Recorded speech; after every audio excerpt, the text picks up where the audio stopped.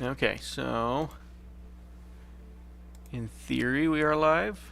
In theory. Let's find out, I guess. Yeah, we're gonna find out if we're actually live or not. I can check. Not currently, at least not on mine. It'll usually be a little bit behind. There's usually about a 30-second delay.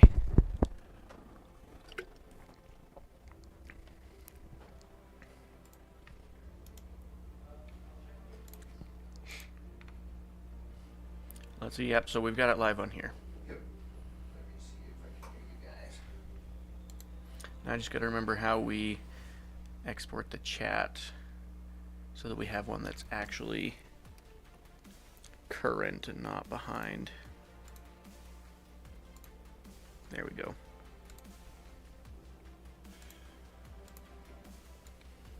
Yep, you guys are good. Okay. Yeah, we've got it. So, and then I guess, Tyler, if you want to listen for a minute and see how the audio is and let us know what we need to adjust.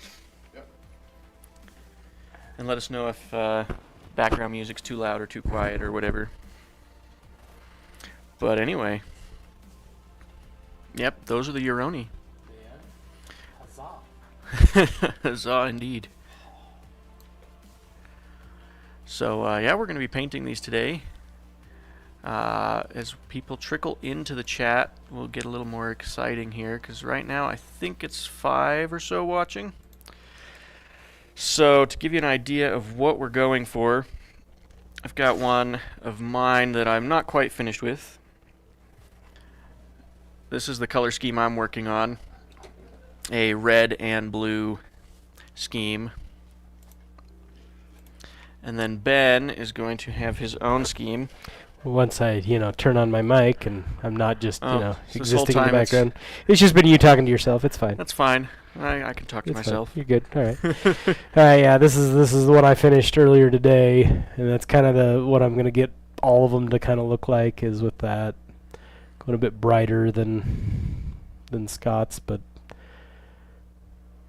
Yeah, I really like the way your white and gold armor is turning out. yeah, I really enjoyed how that turned out as well. So it's not a bad recipe either. It's really kind of easy, honestly. So not too bad. Yeah. I'm going to start off with a base coat of corn red on mine, on the skin. Yeah. I always Oh, like gosh. to start with the detail that is either the hardest to get to or just the most abundant on the model.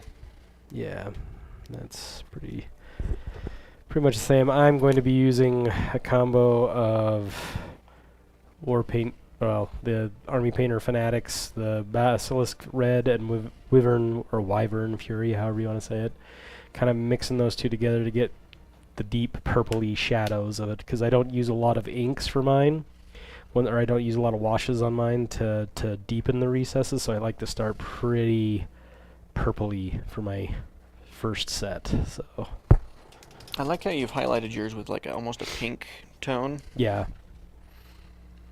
And actually, the way I do it is I actually get all the way up with, like I mix in and I use a lot of glaze medium, but honestly, this Bear Cavalry Pale Rider works really good at getting that all the way up to that highlighter. It's a really good yellow. But you got to be careful with it because a little bit goes a long way. Well, according to Tyler, our audio levels are decent. So if any of you guys watching have any issues with any of the audio, whether it's the background music or our voices, just let us know and we can adjust those settings. And this first step's always the most boring. Like, Boring and tedious. honestly, it takes a couple hours to do the... Well, maybe not a couple hours. It takes time to do the skin. The skin's the longest part, and then after that, the project Comes together really just quick. kind of moves fast. This is also the sloppy part, so it's where you don't have to color in the lines. Yeah.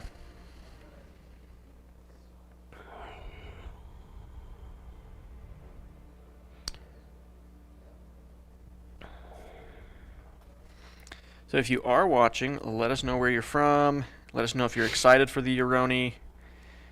Let us know if you've gotten yours this weekend, and if you have, tell us about your color scheme. We're eager to see what people do with this army. They're really pretty models, honestly. They really are. A lot of character to them as well. I've been enjoying building them throughout the week this week. Yeah. Well, the nice thing about it is, and we've talked about this before, but the fact that you can, like, the starter set doesn't feel overwhelming by the time that you're done putting them together. Like, I put together most of that 2-player starter in one night, and it didn't feel like I've got this huge pile of plastic that's just sitting around waiting for me to finish them. Yeah, that's one of the things that I'm most excited about with this army is, like, I've been working on it for 2 evenings now, and I've almost got a full squad painted. I can't say that I could do that with any of the other armies that I've worked on Definitely not. for this game. Yeah, literally anyone, even like a cavalry heavy base, I feel like, or army, like a all cav 100 Kingdoms, I think would take forever to do in comparison to what these guys can do. But the plus side of that is that means that you can really buckle down and just really put in all the detail work on this stuff, on these guys, which is good because they're models that kind of deserve that. Yeah, I like that they're detailed, but they're not so detailed that they're going to take you forever to paint. Like, if you Yeah. wanted to, you could slap chop these Yeah. and be done. And it wouldn't look terrible. Yeah.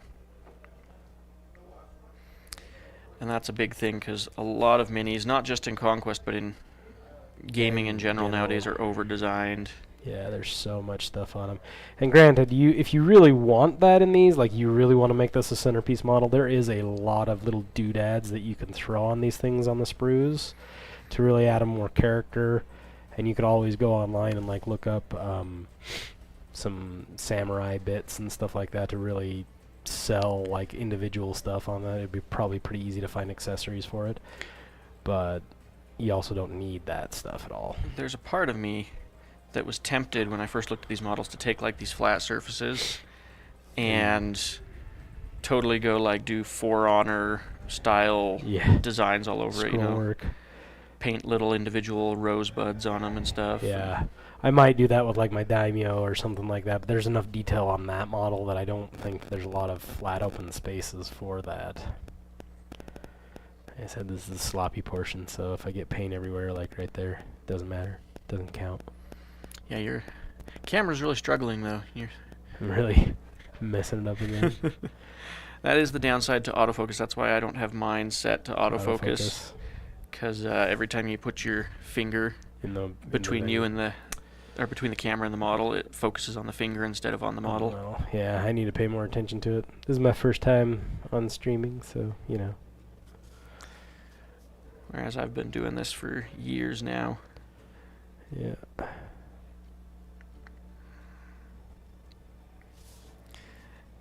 The beginning of the streams is always the hardest part because nobody's jumped in chat yet, and so you don't know if anybody's actually engaged with the stream or if it's just a dead stream. Yeah. It's alright. It's not like I wouldn't be doing this anyway, so. Yeah. I'm looking forward to actually playing this army with being able to see the models because during playtesting we were literally just given you know, a set of stats, and it would say like this is stand type A, this is stand type B, and then like a brief description saying this is supposed to be like the anvil unit, this is supposed to be the damage output, but we had no clue visually what we were testing. Yeah. Which made things very difficult. The first time I put this army on the table, keeping track of everything. Yeah, I couldn't keep track of what I had going on. I kept forgetting units. There were, especially with the bringing the units onto the table. Yeah, I bet. It's like, this is my unit A. I don't know what it is, but it's here. I'd get to the end of my command deck, and I would have a card left, and I'd be like, what in the world is this? And there were a couple times where I just flat out forgot to bring a unit onto the board because I forgot that it was the one that I had added to my army for that round. Yeah.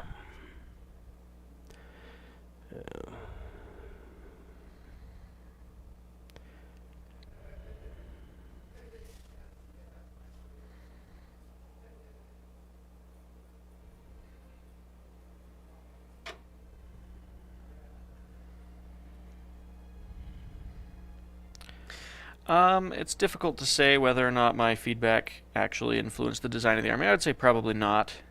Mainly just because I'll admit I didn't get as much testing on this army as I would have wanted to. I only played a couple games. Um,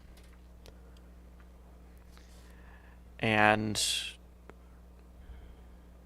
the main feedback I had was that they should somehow put a reference to the units on the activation cards, like just a little picture of what command model it was down in the corner, just to remind you what it was going to be. Yeah.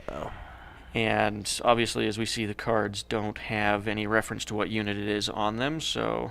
I didn't really. But it wouldn't have changed it because any card can activate any unit still, so it wasn't a necessary thing.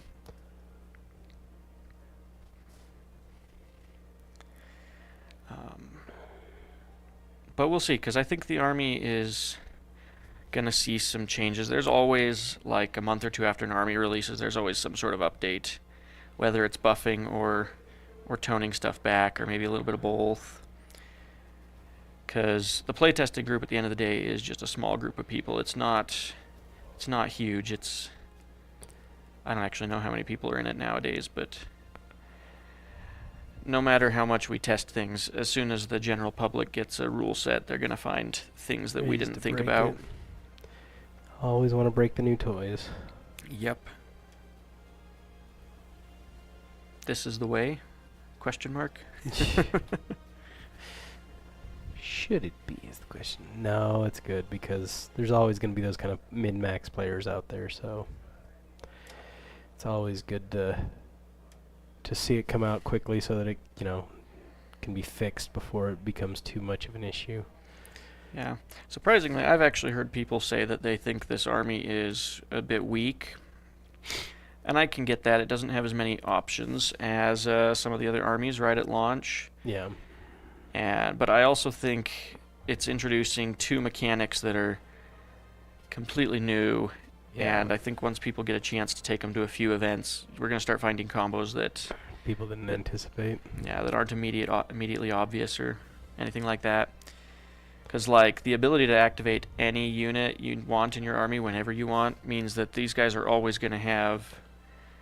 Yeah, they can change plans on the fly. Yep, they're always going to have the flexibility that other armies don't have. And they're like the one army in the game where taking a casualty isn't going to totally mess up their strategy. Yeah, their stack. And I think just that by itself is going to be potent. Yeah, once people get a handle on it. Yeah. I think when the monsters come out, that's when the army will start to show up at events, because the monsters, at least to me, feel kind of important to the playstyle of the army. Yeah, I can see that. Well, right now, these are great models that have come out, but like every list I've built needs Domaru Damashi, and it needs the Kapabushi. Those are two things that I need to have before I really start playing this army in earnest. Like, I'm going to play a few games with them prior to that, if I get them done in time. But what about the Kappa makes them essential to your lists?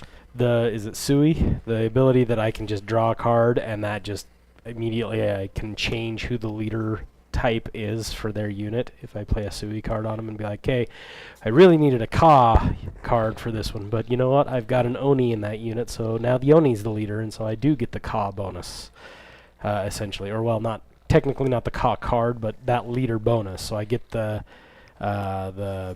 reckless charge or whatever it is that they have, or something along those lines. Or maybe I needed that defense, and so I've got some Kamis in there, so I can just make them the leader. If I activate the Kapabushi leader, he can just absorb or take any others because he's got that adaptability issue and make anybody else basically the leader. So it's their extra flexibility that's making them good. Yeah, that makes them, because they just work so well, and they can still, they're just as good as pretty much anything else too. So as far as stat wise, they're a little bit more milkweed toast than others, but I really like that aspect of like, oh, I can really double up on the units that they have, or the commanders that I have out there, and can really still use all those options essentially. Mm-hmm. but I don't have to build an entire army out of Oni. I can just have an Oni there with them, or I could have an Oni and a Kami in the same unit, and then I can just switch back and forth, and then I've got defensive and offensive capabilities built into that unit that I can just So revert to on the fly. is their ability allowing you to change which stand is the command stand? No, it's Or- just that, well, kind of, yeah, because they just use the command ability of whichever other model that you indicate in the unit, if I remember Okay. correctly. Okay, interesting. I'll have to look at that a little bit more.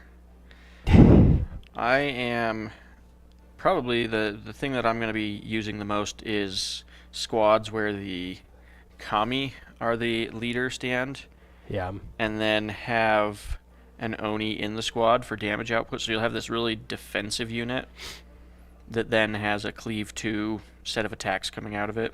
Yeah. Which is also something to do, which is where I think the Oni really are going to come across as powerful, is the fact that they're going to be sleeper agents in a unit rather than the main, because honestly they're not the greatest like unit leader in my opinion.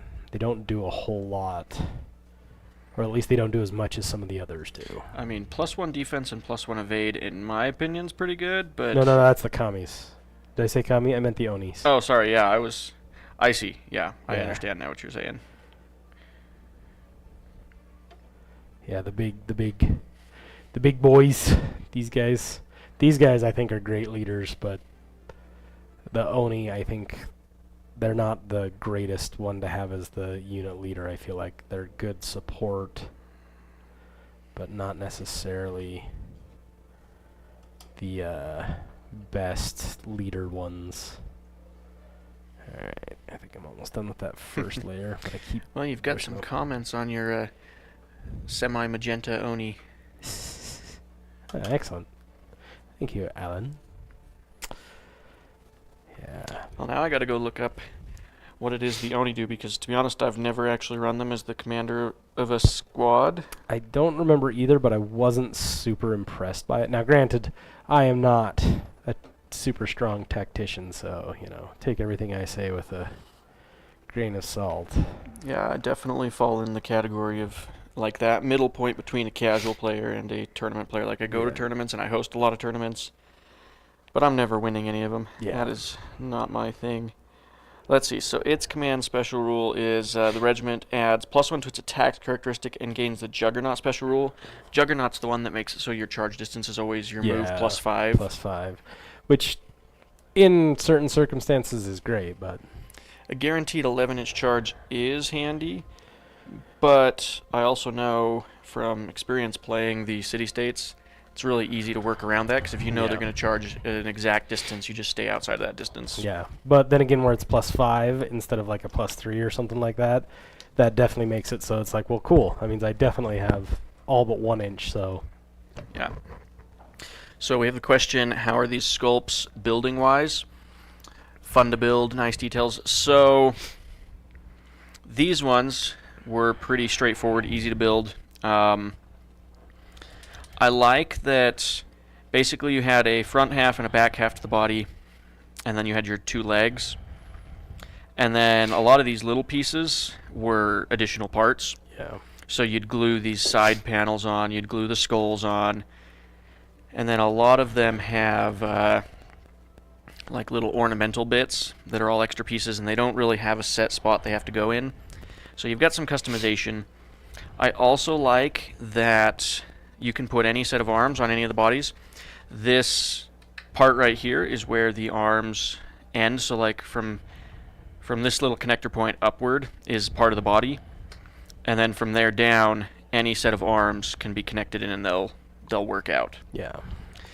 That was something I was really worried about, because It's a lot of the same model over and over again. yeah, when you have an army that's made up of the same 5 kits and you're going to have to buy multiples of each of them, it's really handy to be able to customize their appearance. And I want to say the heads are also customizable. I haven't played around with I them. haven't done too much with that. The one thing I would say that I've kind of to be aware of is when you do it is I didn't pay close enough attention till after I primed it, and I'm not sure I'm going to go back and fix it, is The seams sometimes will run along. Can't really see it there, but the seams will run along the shoulder, so you'll need some liquid green stuff or something like that to fill that. You can see it on the one I'm working on right here is the seam for the body. Yeah, so they tried to blend it into where the crease of the muscle is, but you can still see it. Yeah, and on this one it's really obvious. This one it's not nearly as obvious because I think it actually goes down there. So, but some of them, yeah, you'll need some liquid green stuff or some plastic putty or something like that to really get in the crevices there. But other than that, so as far as extra heads and stuff, grab my old sprues here. So for the Oni kit, you have, I'm not going to be able to show this too well on here, but on the one sprue I ended up with extra arm, little pipe thing. I do have one extra head on this sprue and an extra little decorative piece. And then the second sprue from that kit, another decorative piece. Got 2 more swords left over that I didn't use, and 1 more offhand arm. So it looks like there were 2 extra heads I didn't use in the Oni kit. Yeah, there's the leader one that has an eye patch. But honestly, they're close enough between the leader and the regular warriors that honestly your paint style can differentiate between a leader if you really want to differentiate that much. And then with the Kami, oops, I'm bumping my camera. Yeah, done that a couple times too. With the Kami, you can see that the head itself is this piece with just a square right in the middle of the face. And then you put the mask of your choice on it. And there's a few different masks. So you'll have some customization with the faces, which is pretty nice. And then once again, the Kami are actually a step further customizable because you'll notice that the arms are all ball and socket at the shoulder. Yeah. So you can kind of rotate them up and down, or you can't do a whole lot of you can do movement rotating around the axis, but you can't really do a whole lot of movement up and down this way. Yeah. So that's nice. Yeah, there is definitely more customizability in these kits, I feel like, than some others that I've seen from Parabellum, like the pigs, the battle bacon for the Nords. Those are basically the same 3 sculpts over and over again repeated.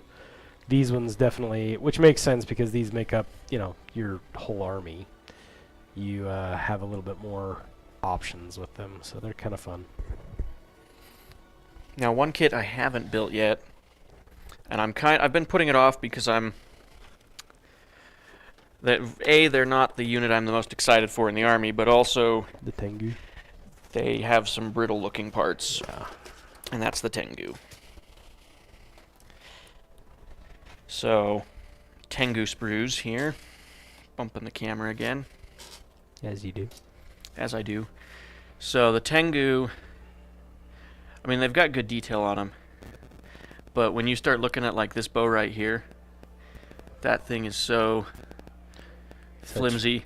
I think they did these out of a more flexible plastic mixture though, because I can bend it pretty far back and you're not getting the stress marks on the plastic. That's good.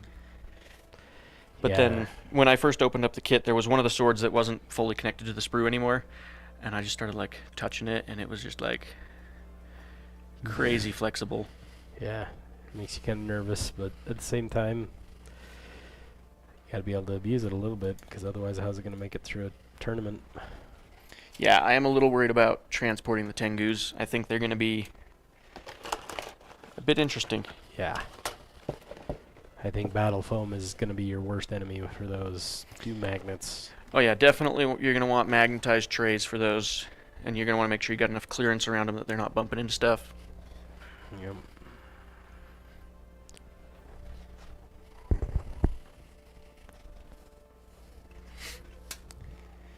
Okay, I've almost got my base color down. I think there's a couple spots I need to touch up. Yep.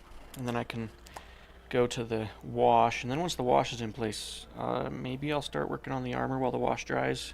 Yeah.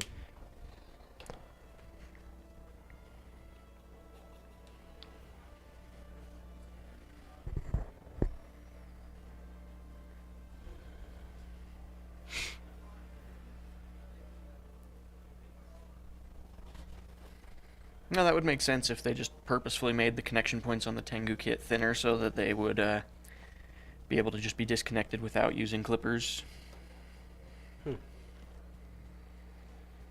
That's smart, if that is the case. I don't know. I haven't built the kit yet, so I can't really say one way or the other. Yeah, I haven't really looked at the Tengu either. Mostly because I was mostly excited about these guys. Yeah, visually these were the ones that I wanted to test my paint scheme on first. Because they, for one, they had the most exposed skin, so I could test what I wanted to do with the skin tones. And then two, they had the most, like, the simplest armor. Yeah. So I could figure out what colors I wanted to do. Yeah, these guys, the big dudes, that mouth in the middle of them, I don't know what to do with that one, honestly. That one has Yeah, not. I think that might be a situation where the first thing you want to go do is paint the inside of the mouth. Either just paint it black and then make the tongue bright so it's like a void, Yeah. or just paint the entire inside pink or something.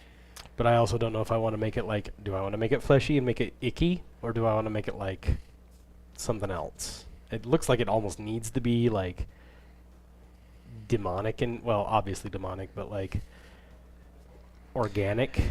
You could tie it into whatever element you want to have them based out of, because It's it is true. said that the Oni, or not the Oni, but the Yoroni manifest in points of high elemental. Yeah, and I think the Uh, kami are supposed to be like earth based, aren't they? So maybe painting them like stone. Well, I was Something gonna say you like could even go the route of like molten that. inside, so Oh, it's like I like that idea. so it's like whatever they consume with those little stomach mouths just is Yeah. like burned instantly. Yeah, I like that. Do some OSL in the middle of the stomach kind of thing, so it looks like it's like molten cores on the center. That could be cool. Especially since I think I'm going to do black skin on those guys. That'll be some sick contrast, and I might do that. Get to test out my new airbrush. Are there some existing units that we'd like to see refreshed soon? Pretty excited to see what Parabellum can do with refreshing the Hold Warriors or Dragon Slayers. Yeah. I think the ones that I'd like to see refreshed, there aren't very many because most of the kits I'm fine with. But I think the Raiders for the Nords could Yeah. use a refresh. And their refresh needs to make them visually look different from the Blade Steel Steel Chosen. Yeah. And then the Dwegome, I like what they did with the new Flame Berserkers. I would love to see them do the same thing for the Hold Warriors, the Ballistae, pretty much all those Wave 1 Dwegome kits. Yeah. I would love to see, like, I'm going to go straight Nords because that's, 90% of my exposure, but that's my whole other army. But honestly, I'd love to see the Huskarls get a new kit that's just a little bit more fun to put together because they are a chore, I feel. But also that have a little bit more posability to them. And then I'd also like, honestly, this one's not one that's really needed, but I would like to have something a little bit more variable between the sculpts is with the trolls, honestly. But I do like the trolls. They're fine as they are, so they don't really need it. I just think it would be fun if you wanted to have more than just, 3 or 4 stands of them. It'd be kind of fun to have something different other than them standing straight up and down kind of thing. So something I think Parabellum should do, and I don't know if they ever will because it would require developing a new base plate. I think they should make a infantry stand that's the same size, width and stuff, Yeah. but only fits 3 models on a stand. Yeah. And then they could redo the trolls, some of the Wadroon infantry, redo them so that they are 3 to a stand, and then they can make them a little bit more dynamic. And Yeah. especially like those trolls. Yeah. Imagine making those a little more dynamic, maybe bulking them up ever so Yeah. slightly more. Bulking them up or making it so like one of them could crouch and be like chewing on a bone or something like that, because they are cannibals according to the lore, so you could put a little bit more lore storytelling into the models. So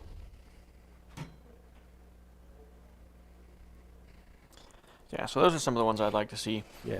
Most of the armies that have been produced in the last 4 years, I think, are perfectly fine, though. Like, everything from the Old Dominion forward, I think, has been good. I think they need to make a flight stand for the Quaddle instead of having that little Yeah. plastic gray thing. Mostly just like nitpicky stuff though is all I would say is with Parabellum. Like I've never seen a kit that I'm like, nope, don't want to do that. Other than the spider, but that's because I don't like spiders. But Yeah, I'm not Yeah. sure what I'm going to do with the spider I'm for gonna the be- Yoroni. it's gonna give me goosebumps the whole time I'm painting it. Because I'm not like... I don't know, I would say I'm probably a little bit arachnophobic. Maybe not to the point where I like stop functioning when I'm around spiders, but I Yeah. definitely don't like being around them. Yeah, they definitely creep me out. But I mean, I'm still gonna paint 'em. I'm probably gonna paint 2 of them, but still. Yep, gotta have at least one of each variant, right? Yep. But Okay, one design thing that I think was a little bit interesting with the Yoroni, and there's not really a good way to show it off, but they sculpted them with no clear, like usually when they have something that's wearing a tabard or a skirt like this, yeah, they So you're sculpt a talking pretty obvious like diaper type Undercarriage structure thing? under thing. These ones they just didn't, so I'm like, they're like got the Ken doll syndrome. yeah. So we're just gonna paint it red and Mhm. pretend and just say, yeah, these guys just don't. Well, and the good thing is once they're on their base, it's not like you can really see it. So it's not going to be a huge issue, but yeah, it is. It's one of only those during things. painting that you notice those things. Yeah. Okay, let that coat dry, and then I'll be ready to throw the wash on this. Nice.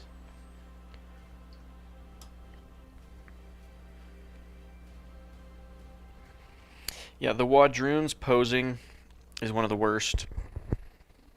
And it's been that way since day one. Like, the first moment people saw those sculpts, we knew they weren't going to fit on their bases.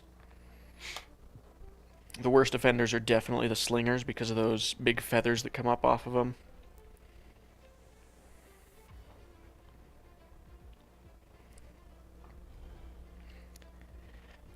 The problem is, and the reason I don't think they would ever change it, is because it's kind of like the sunk cost fallacy.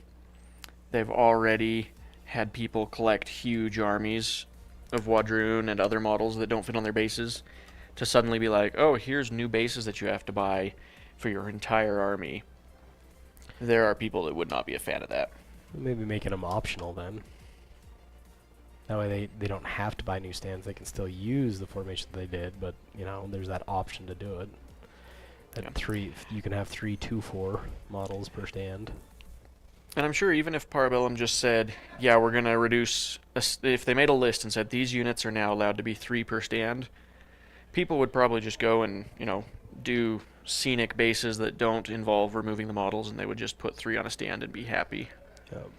Maybe that's what I'm doing now. As you can see, I didn't put them on the removable base, but that's just because I like being able to build up like the scenery on the base, and having 2 bases is tedious for transport to me personally. And if I really want to play First Blood, I can just buy another box or another cohort and just paint that up specifically for that. Now I have to ask, with your bamboo that you're doing on your bases, Yes.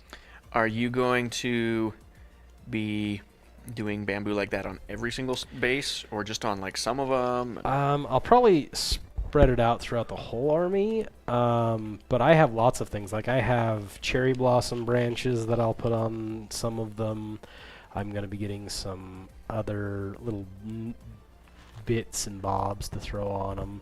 I'm going to try and, on the Tengu, I have a really cool idea that I want to try of putting them over water, because especially the one that's like on 1 foot, almost like a stork, so that like he's dancing across the water kind of thing, and put some ripple effects on it with some UV resin and stuff. Yeah, that would be awesome.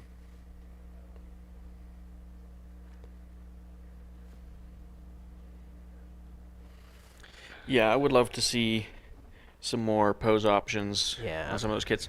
It's a two-edged sword, though, because Parabellum has been making their newer kits a little more dynamic with their poses, and they've been trying to like size them in such a way that they all fit together, and they've been trying to make it so the poses line up on a base nicely, but that comes at the expense of customization. Yeah. Well, and I think Like the Steel Chosen's a good example of that. Is that they are the exact same 4 models repeated over all stands, which is fine for representation, but where Conquest is a much lower model count, it would be nice if I could, reposition that sword so that it's not in the exact same position as his twin that's at the next stand over or something along those lines. Yeah. I think Sorcerer Kings were one of the biggest defenders of not having options. Like their the Rajakur basic infantry for the army, they're all basically just the same pose. Yeah. You can change the arms on like some of them. And then even the Ifrit, you really just have one set of arms for the sword variant and one set of arms for the flame variant. You can kind of mix and match a little bit, but for the most part, they're just the same 3 poses over and over again. Which gets a little repetitive to paint and build, and it would just be kind of nice to have like alternative sculpts or alternative variants, or even like, and this is pie in the sky, not realistic or anything like that, but like artisanal series of certain kits kind of things, so that we could get some variation thrown in there or something.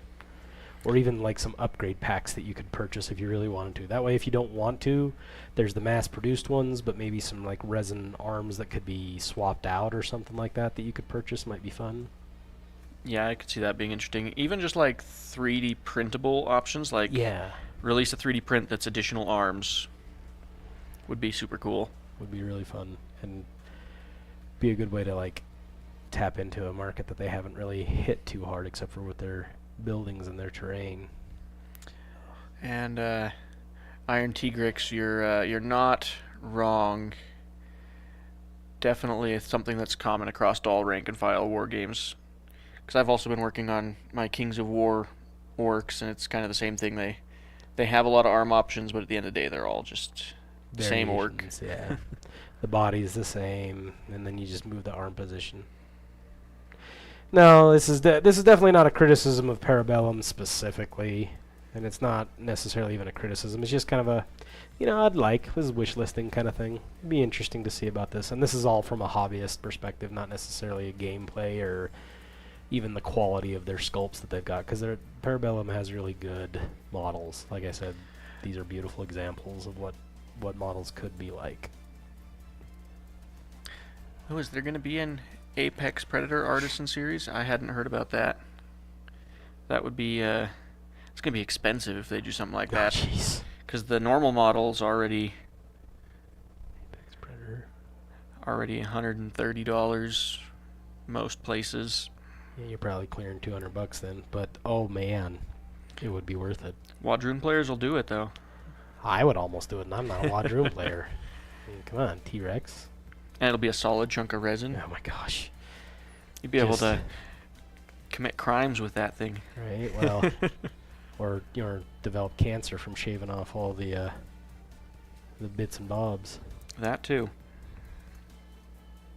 Okay, the paint is almost dry on this guy. I think the upper half is ready. I can start putting the wash on.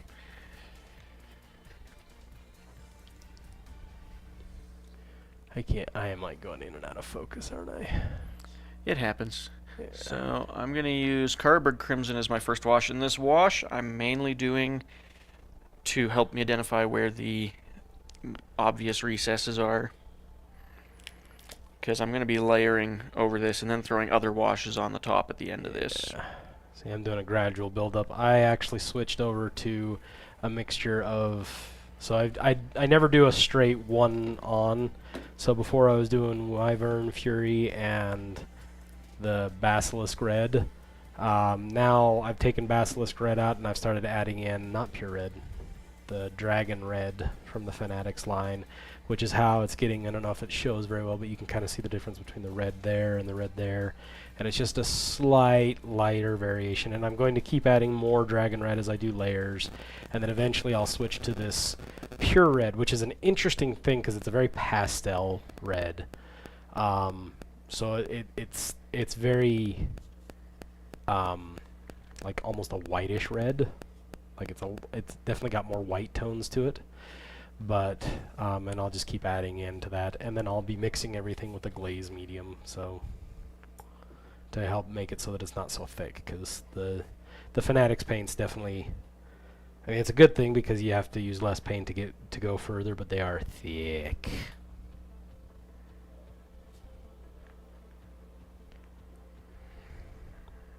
I'm actually curious to see what a lot of the releases later this year are going to be, because this year is kind of the first year that some of the armies will be fully released.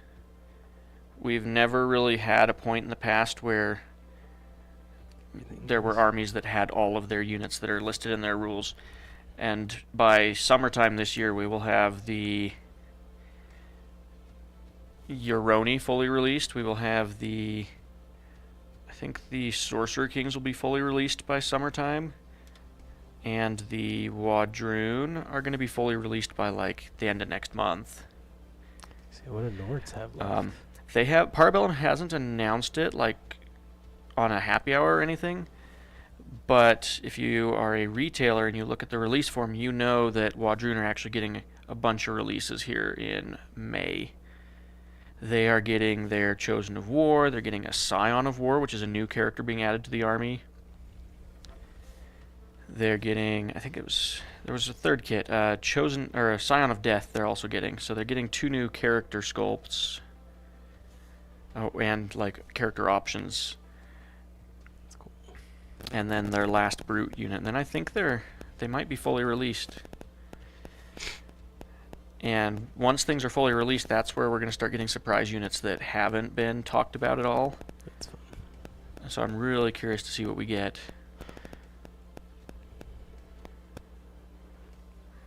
When I saw yesterday that they leaked the next Artisan series for the city-states, it made me hope that maybe we'll get more Clockwork units for city-states in the near future.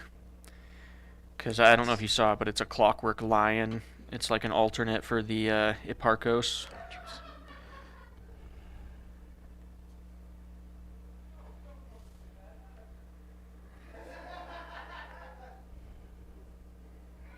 Okay, looks like the lower half is dry enough. I can apply the wash there as well.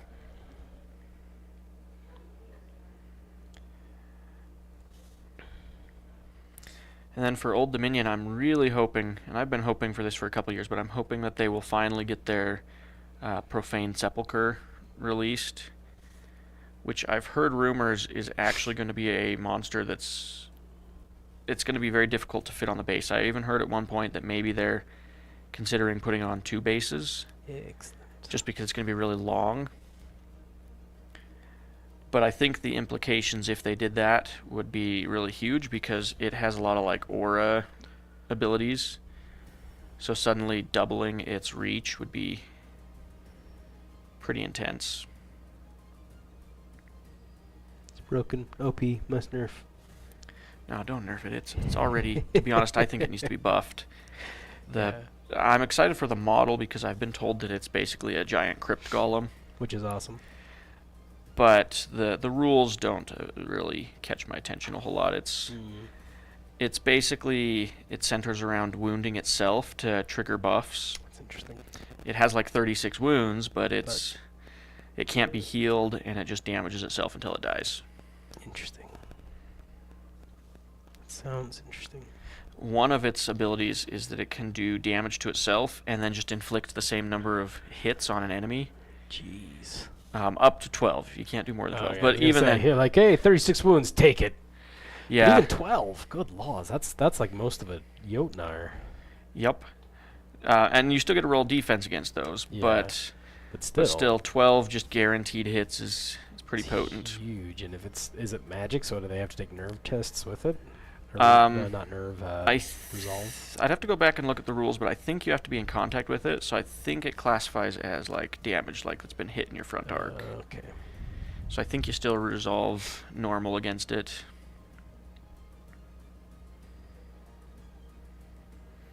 Okay, well, the wash is in place. We let that dry for a minute.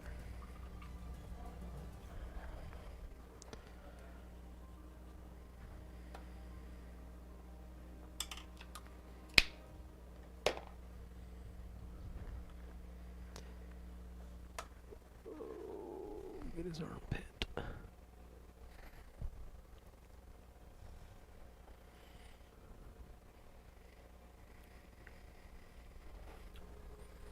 currently, you've got your thumb in the way of everything you're doing. Because of course I do. It's because it's my secret technique, painting armpits. No one can know. No one can know.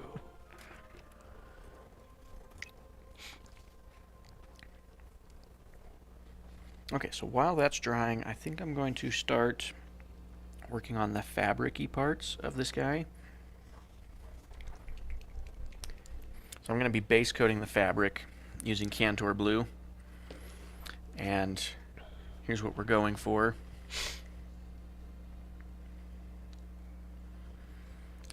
I do like the arm guard on that guy. I think the blue and the blue Distill looks good. Yeah, once I get the layering on this steel, I think it's going to be really cool because it's going to be very pearlescent. Yeah, I think it'll look good. And then I'm thinking I might actually do gold for the little trim bits. It makes it pop. Like it worked well on mine. So It's kind of my hobby curse that I somehow find a way to incorporate blue and gold into everything. lately I've been on a red kick, so you know it's fine. I'm sure it's fine. Interestingly enough, my Conquest armies is where I use red the most. Because my Old Dominion, their heraldry's all red. Yeah. My wife's Wadroon all have red skin. My Yoroni now are going to have red skin in a very similar recipe to the Wadroon. I think my city-states are the only Conquest army I have that don't have any red on them. Yeah.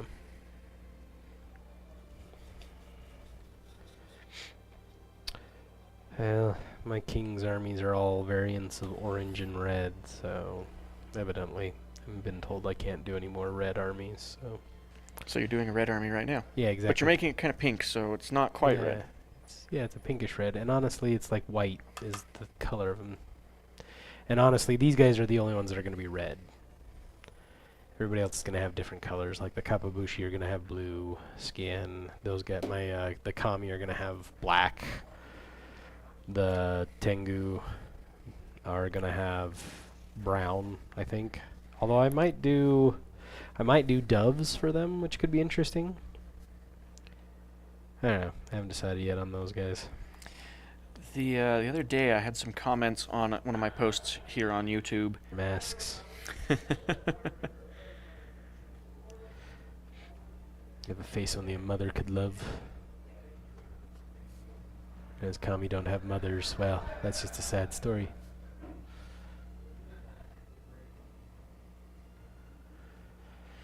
Yeah, that's looking pretty good.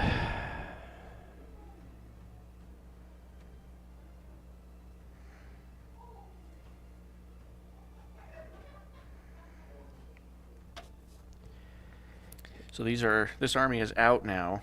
It makes me wonder if anybody here watching is working on their own models right now. Oh, I was on it. Or if you guys are just debating getting into the army, maybe. Feeling there's going to be a flood of Yoroni and casual gameplay in the near future. Yeah, I'm actually curious, even in like tournament play, I'm curious 6 months from now if there's going to be just Yoroni everywhere. Everywhere. Because I know, at least in our group, there's 4 people currently that just bought the army. And we're talking like went all the way in on it. Yeah. And for reference, that's like half of our group almost. Yeah.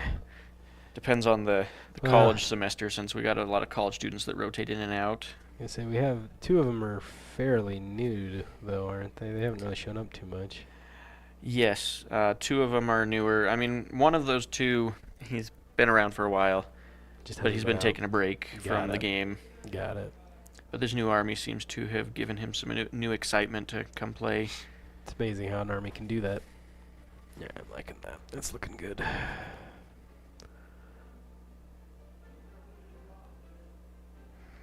Seems like that's the way it goes every year with Conquest. Conquest starts to slow down around January, February, and then March the new army comes out, and suddenly you've got a flood of new interest. Yep, because the new shinies. I wish there was a good way to keep that hype all the time. But I mean, Well, you got hobby fatigue because the new shinies are always great and fun and that, and they work. They'll get you through like a unit maybe or two, but then it comes down to capturing that bigger vision. I think that at least that's what it is for me with an army is like I want to see what this looks like when it's done because I have these ideas for what this will represent and these color schemes and this is the story of my army and I really want to see it on the table.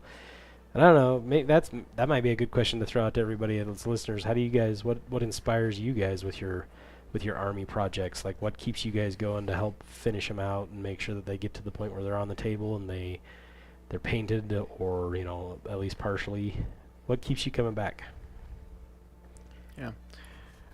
I know there's also a lot of burnout from the gameplay, at least for me, because ever since they announced the World Championship tournaments, I've seen a boost in number of people wanting to go to tournaments and an increase in the number of tournaments, but I've also seen an increase in burnout because you get to the end of the tournament season and you've played in 6 or 7 tournaments throughout the summer or however long the tournament season for your region has been, and you just kind of crash afterwards and you're like, I just don't want to play this for a while. Yeah, I'm kind of done.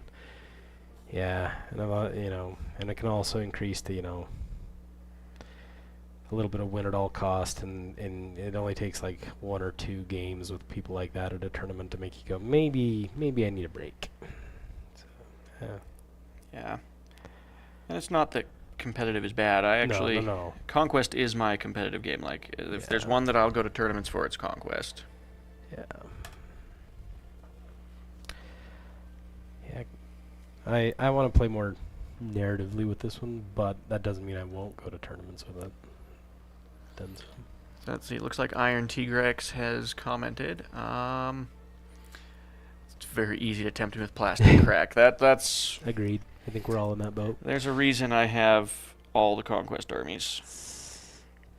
He says personally, a lot of things well done more myself being able to look at a screen and getting better at painting. Yeah, those are all good motivations. I'm right there with you on a lot of those things. Like I also love, like, that's the whole purpose of me having an Instagram page is I follow a bunch of painters and man, some of their stuff I just go, phew. I thought I was a good painter and then I go on there and I'm like, nope, I'm garbage. But it's inspiring also to see that stuff and be like, I wonder if I could do something like that. I find for me it's kind of a loop. You have to have both the gameplay and the painting. Yeah. So like finishing a project, I'm excited to get it on the table. So then I put it on the table and I'm like, oh man, this looks cool. So then I want to go paint more so I can have more cool models on the table. Yep. And so for me at least, if you don't have both those aspects, I eventually stagnate. Like if there's a game I'm excited to paint, but I have no way to play it with, I will never finish the army because it's just I'm gonna hit a point where I need the experience of seeing the models on the table and pushing them around and rolling dice.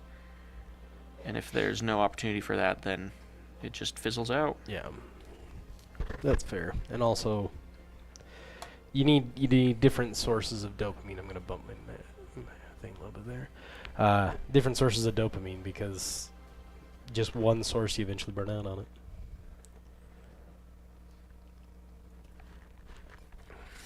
It's interesting the last little bit of Tigrex's comment there, the getting better at painting. Yeah. For me, the fact that I've gotten better as a painter has actually made it easier for me to burn out. And the reason being that because I am, because I've done models where I've gone all out and done crazy details, I now feel the pressure to do that with every miniature I paint. Yeah. And as a result, I'll spend 10 hours on a single infantry model and then realize, oh, I've got 20 more of these to paint. There's no way I'm ever getting through that. Yeah, finding the balance and temperance, which I really like Iron Tigers or Tigrex, but I like his comment because there is a balance to strike because I'm right there with you. Sometimes I'm like, oh man, I could do so much better than this, and especially when you get feedback of like, oh, this looks really good, and you're like, no, it isn't. This is okay, and it's kind of hard sometimes. You get that whole disproportionate view of your own painting sometimes, which can be very, can be difficult to deal with. with Conquest infantry, rank and file has been the area where I've been able to say, like, this is good enough. Yep. Because once you get a bunch of infantry guys that are painted just good enough, and you get them on their base plates, they look really good. The collective effect is good. Yeah. But like when I go over to say my Age of Sigmar minis, like my Orc boys for my Iron Jaws, I've been putting way too much effort into them, and I need to paint like 40 of them. But because they are Warhammer minis and they've got that level of detail, Feel compelled. and I paint them one at a time, I can't say no, this is good enough. I have to go and make it look as good as every other model I've already painted for the army. Yeah, and see that's Kings where it's more comparable to like Kings of War is more comparable for me to Age of Sigmar in the fact that I have that many more models to do usually, and it gets to the point where I just like my favorite color is done. I know I've said that to you a couple of times sometimes, and it's just like that's where you got to get to sometimes. It's like it's done. Does it pass the 3-foot rule? Then we're good enough. And sometimes it's good to rely maybe on other people to tell you, hey, does this look good to you? And if they say, yeah, it looks great, call it good. Yeah, if you ever see my Old Dominion army at a tournament, you'll notice like it is mostly painted. There's 1 or 2 units that aren't painted at all, but most of my army looks painted from a distance, but when you get close you realize, oh, none of these legionnaires have their shields on them yet. Yeah. The basing's all, like very basic level of done, but I haven't done the detail work. It's just a bunch of brown and orange guys that look rusty. Well, and that's a testament to the idea of good enough, right? Because you wouldn't notice it until you get up close. So obviously you throw in those final details and it'll probably look stellar. And honestly, I've seen your army. It looks good. Yeah, I'm working on redoing the basing on my Old Dominion because up until recently, all I had really done was put texture paste, painted them brown, thrown a wash on it, and then dry brushed it. Yeah. And it looked good. It looked like, like a wasteland basing scheme. But I've decided that I like what it looks like when you add a little bit of grass to it, just to make it so there's visually some variety. It's not just all brown. Yeah, well, like those Army Painter grass stuffs, like they seem like a cheat and they seem kind of cheap in a way, but man, they're a great way to just add some elevation to your base, or just to give some variety. And there's something to be said about that. Yeah, they do a lot of work. They enhance a model quite a bit. Okay, that blue is in place. I think my wash is still not dry, so I'm going to move on to some lead belcher.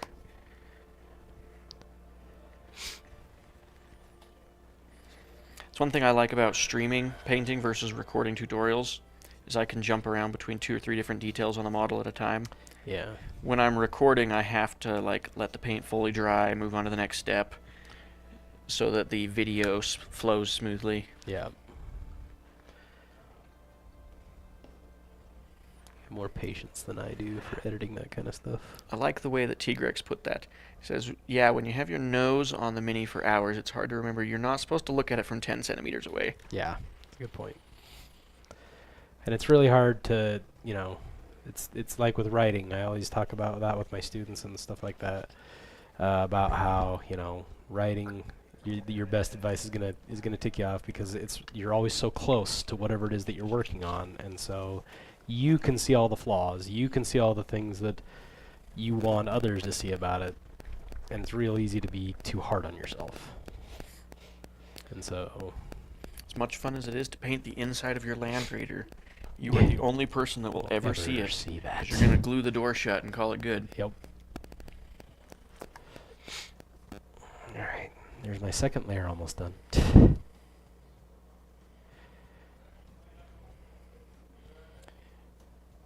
Now, your paint scheme, you don't use any washes on your skin, right? You just layer from the dark red up to the brighter reds? I do a little bit to help. It's more of a glaze than it is a wash because I water it down a lot. But it's to help blend all of the layers together.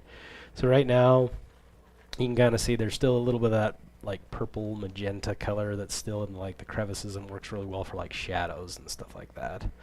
But then you get up to the high points, and then eventually it's going to look, almost all the way up to white, on like I did with that guy, is what I'm going for, is taking it from there to there.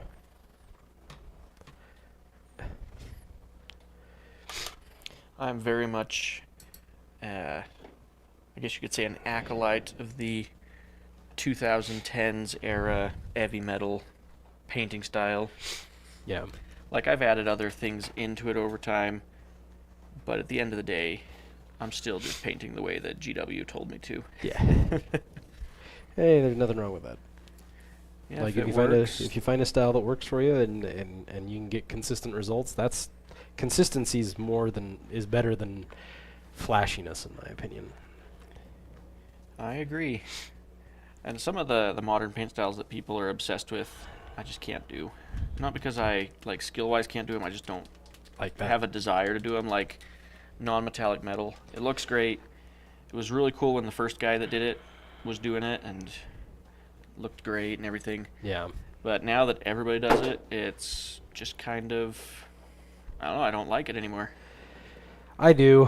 I'm not as good with it as just regular metal, and it's so much more effort that I'm not sure that the payoff for that is worth it. Mm-hmm. But I do like the look of it a lot. Sometimes it depends on the miniature as well. Yeah, that's fair. I remember the first guy that was doing it when it first started catching on. He was doing like chrome non-metallic metal. Yeah, which is And insane. He had his Space Marines where they were fully chromed out, and he went all the way as to do like the reflection of whatever the Space Marine was fighting. Yeah, that's pretty intense. And that was cool because it was like a visually like, wow, this is a thing. Yeah. But a lot of people do it, and what drives me crazy is when people do it on part of their model, but then don't do the lighting on the stuff around it. Yeah. Which is part of the thing that sells the effect, so. I've also come to the conclusion that a lot of the paint jobs you see on Instagram and on the internet, I've been doctored a little bit. they have been doctored. They don't look as good when you see them in person. And sometimes it's not even super intentional. It's just like, well, we want the details to be visible, so we go to Photoshop and we just brighten it up a little bit. Yep. Like, I know Games Workshop, that's what they do with their box art. Yeah. Because they want you to see the details of the mini. They're not as worried about the paint job as much as they are That it looks the nice. details. Yeah. Um, Which is a consideration to take into. Having like just got back from Adepticon and seen Golden Demon, like some of those things are just absolutely phenomenal and out of this world. Seeing those pieces in person, some of them I'm like, oh, okay, I've done something that looks not necessarily as good, but I've been able to replicate something that is along those lines. And so it takes it from this level of unachievable, like, mastery of an art kind of thing down to a, oh no, there are things that I haven't considered about it. And perspectives to take into account. So, yeah, and comparison is the death of all art, so, right? Comparing yourself to others rather than just for the sake of comparison. yeah. Lies on the paints used, and that it doesn't really tell you how hard a model is to paint. It's funny.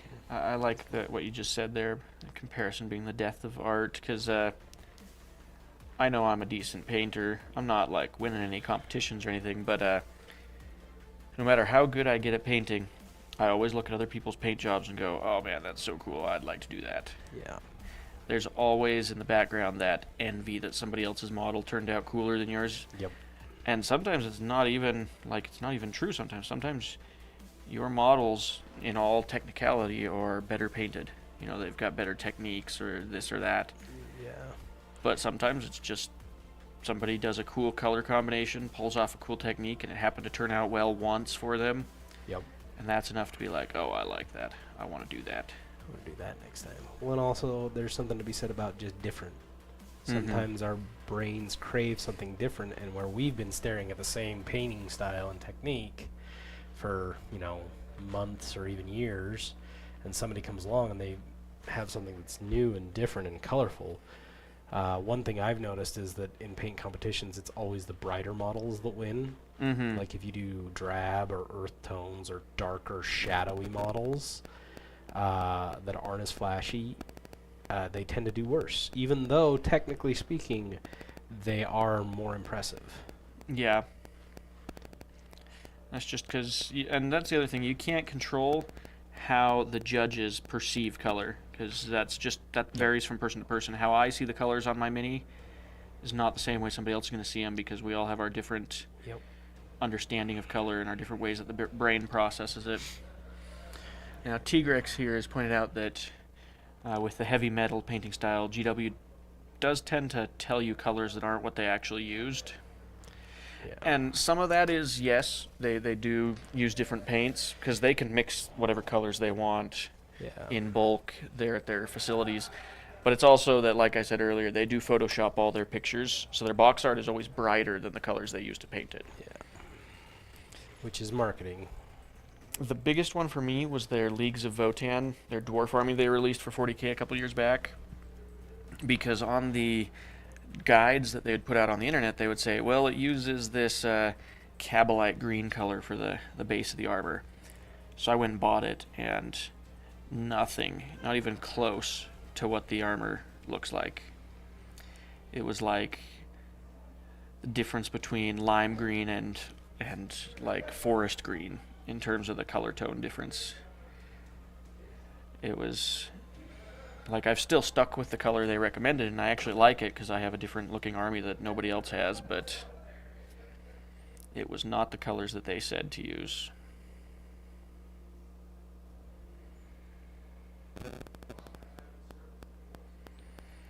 So Ben, you took at Adepticon this last week, you got a bunch of painting awards for your in the Kings of War event, right? Yeah, I took best painted army with my abyssal demons.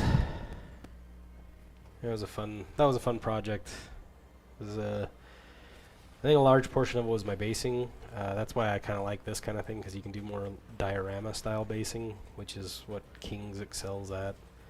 And they were demons fighting their way out of a forest fire kind of thing that they had started. And instead of doing like just the red skin kind of like this, I did like a crackle, like their skin was molten earth kind of thing around a volcano, like cracks of lava running through their skin and stuff like that. Yeah, I've seen the army. It's really nice looking, really fancy. Which makes me even more excited to see how these Yoroni turn out for you, because the basing you've already done so far is crazy. I love doing it. Love storytelling with the models. That's the best part of any miniature game, because you don't play miniature games just for the gameplay. I mean, if that was the case, there's a bajillion video games out there that can replicate something similar, even up to and including like dice rolls and stuff like that, if that's really it is. Part of the reason that you do tabletop gaming is the pageantry and the storytelling, right? And so your models generally reflect that, right? Everybody has an idea of the story behind their army, where they're from, why they're fighting, and stuff like that. And it's fun to see that represented in the basing and the color schemes, and the even down to like, did I put battle damage on my armor? Or are these guys just fresh out the gates kind of thing with pristine looking armor kind of thing, right? The way that you paint a model can express stories about how the game plays. Yeah.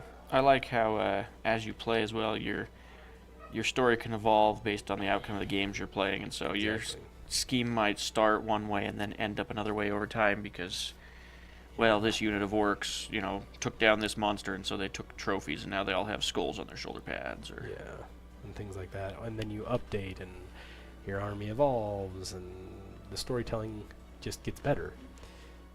Yeah, that's why we play these games, right? Because honestly, if we're looking for strictly competitive, and like, there is that element to it. I'm not saying that if you play these games primarily for that's wrong, because there is that aspect to it. But honestly, at least some part of it is the fact that you've got these cool miniatures in front of you that are painted up and that look cool and that tell a story. Yeah. Comparing my wife and I and how we enjoy the hobby is a good illustration of that, because Emily is very much more into the gameplay side of it. Yeah. She's very tactical. She likes to think of combos and synergies, and she likes the thrill of pulling off a good combo and winning a game Yeah. or losing a game. Yeah. But as a result, she'll paint the minis. She still loves the minis. Visually, she likes anything that has big monsters. So Wadroon are her go-to army in Conquest. But she doesn't paint very much because she's mainly here for the game. Yeah.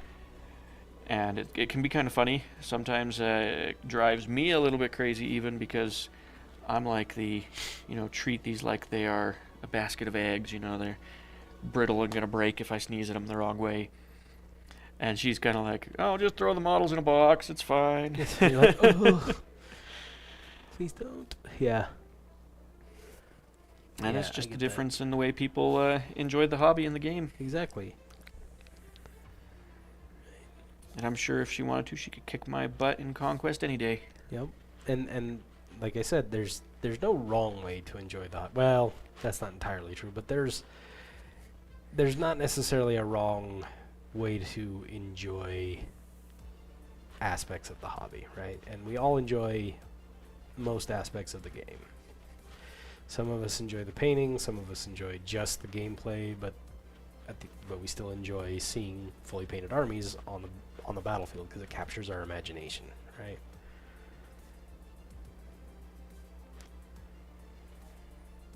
I like how you had to take it back there. You're like, well, there are definitely wrong ways to enjoy the hobby. There's certain ways that it's like, well, Dipping your that. models in a bucket of paint is the wrong way. It's the wrong way. Use spray paint if you're going to do that. All right, darn it. That way at least you still have some details. Exactly. No, and I am firmly of the opinion that painted is always better than gray plastic. And so even if it's a less than stellar paint job, right?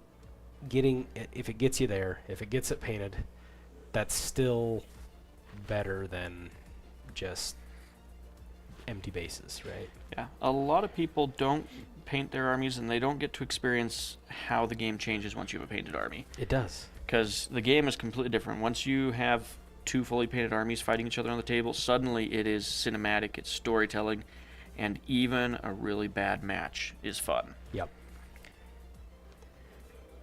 Yep, it changes everything, and it makes it so that, oh no, these are my guys. These aren't just any, Thousand Suns on the table or whatever it is that you play. These are mine. There are many like it, but this one is mine. And that changes your investment in the battle. It changes the way that the game plays out. It changes the way your imagination captures the dice rolls. I firmly believe that one. Yeah. Having painted terrain is important too. That's true. I've been spending a lot of time painting terrain the last few weeks. Just comes with opening a store. Our 40K in particular, we went from having 6 or 7 people at our game nights before we opened the store to now there was 15 last week, and that was a slow week. Jeez. Yeah. And see, I'll go even further back. I remember growing up, we didn't even have game stores around us that actually had like open gaming space.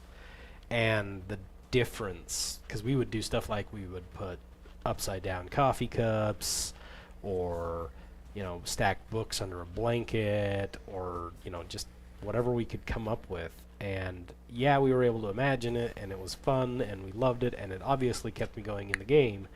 But the difference in having a good looking table with trees and buildings and stuff that looks like it belongs, that you could take a picture of and it would capture your emotions or it would capture the feel of a scene, that changes the experience entirely. I remember a lot of my first matches of 40K were played like we'd be playing on the lunchroom table at school, or would be on a marching band trip and we'd stop at a rest stop. It's like, oh look, there's a table here. Let's throw a game together, and we just like backpacks and textbooks. Yep. And that was fine back then, but once you've played on nice terrain, there's no going back. Like you can't It's really hard. stop playing on nice terrain once you've done it. Yeah. And it makes me sad when I see flat terrain. Like I get it, it's functional, it gets the job done. Yeah, but it's not the same. Yeah, it makes me sad because 3D terrain makes the immersion and just the visual enjoyment of the game so much more. Yeah, I'm a firm believer of have both. Like have underlays of 3D terrain that you can put underneath it of the 2D stuff in case you need it for the functionality. But I'm also a person that thinks functionality is secondary to form. Yeah, I agree. Like our woods that we use for Conquest, we make the trees removable so that you can move across the base for it, but then you have to put the trees back when you're done. Exactly. Or once your unit's done moving, if they're still in there, put the trees around it so it looks like they're in the forest. What would I say is the biggest problem with Conquest, with 40k, and with wargames in general? I mean, I'm not generally one to complain. I personally like to just enjoy the games, but I felt with Conquest ever since they announced the World Championship last year, there was a almost overnight change in the way people treat the game and in the way they design the game. And it has lost some of the fun that was there before. Not to say the game's not fun, it's still tons of fun, and it's still in my top 3 games that I play. But something changed, and now people view it in terms of numbers. People are viewing it in terms of trying to qualify for the World Championship so they can get that trip to Greece, a trip which probably most of the people playing in the tournaments can't afford to go to anyway. Yeah. And I don't know, something just shifted. And I don't know that it's a bad thing. I do think Parabellum has noticed it, though, because if you notice, their more recent updates have been a lot more narrative focused. They've been, they're dropping a lore book later this year. They're working on formatting more narrative campaign formats to play with. So I think they're definitely aware that they've not given the casual narrative side of the game as much focus. But I don't know. That's the biggest thing I've noticed with Conquest. With 40k and games like that, I mean, I think at the end of the day, 40k is a game that is not being designed properly. It needs to be... they need to bring it back to the more narrative roots that it started with. Because 40k got its start as an RPG. Yeah. It was a light RPG. Yeah, I agree with that. And I would go a step further, that anytime you make competitiveness the focal point, there's a certain style of player that is drawn to that. Not to say that that's bad, but it's a matter of what are you looking for in a game. And in any game, I would say what's more important than the game itself is who you're playing it with. And so even games like 40k can be a blast if you have the right gaming group. Right? If you have somebody that's min-maxing playing with somebody that wants to play, this is the 103rd Legion of, the Space Wolves or whatever the case may be, right? Then that's a mismatch. So. Yeah, I know with managing a store, one of the big skills I'm still trying to learn is how to separate the different styles of players. Yeah. Because we usually do like a show up, see who's there for the game night, and then just pair up and go play. And so you're always fighting some random opponent. But you have to be aware of these are your hyper competitive guys that want to go to tournaments, that want to win. You can't be pairing them with the guys that are, bringing their old classic box dreadnought and their heresy era Space Marines, and they want to throw down for a nostalgic game from the old days. You can't have those two people fighting each other because neither of them's going to have fun. Yeah. Well, and Alan brings up a good point that it's like it needs to be balanced in place of the game can't become wholly only this. Now, Alan, when you say that, are you saying like the story of the game, like the lore, or are you saying that the gameplay? Which one are you kind of focusing on with that statement? And take into account the chat is about 30 seconds behind us. Yeah. So it took us a little while to notice that. Well, so like the chat is live, Oh, okay. but our responses are about 30 seconds behind for them. Learning, haha.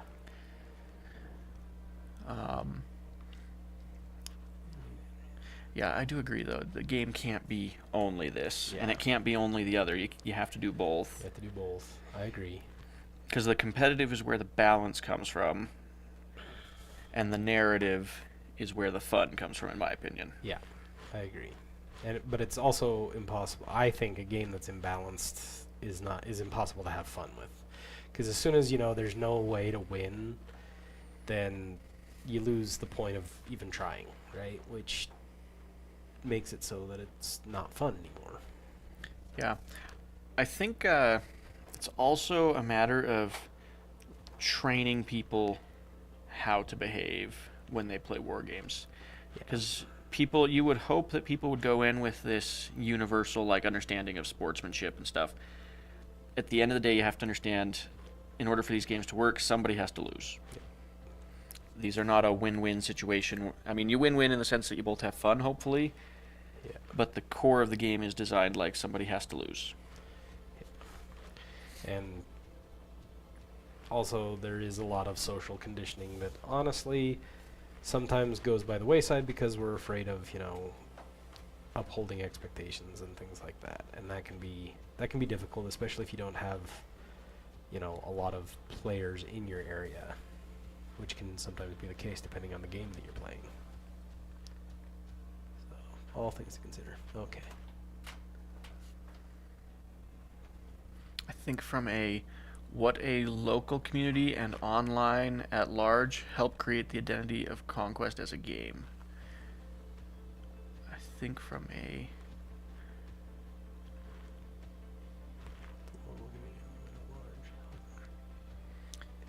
I'm not quite sure I understand. And I think he even acknowledges that at the end of it.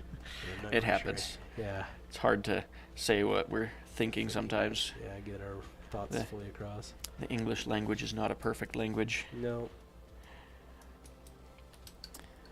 I think what I'm getting from that is like it's the difference between what your local community is saying is good and playing with versus what the online is. That's a good indication of. Yeah. If there's a difference between the meta at large and the meta within your gaming group. And it's interesting with Conquest in general. You have kind of two different styles of player. You have the local player that never has been on the Discord and hasn't talked to top players, and those people have one play style. And then you have the online community that has a whole different play style. I personally actually avoid the main Conquest Discord, not because of any dislike for it, but because I don't want it to influence how I build my lists. Yeah, build what you want to build.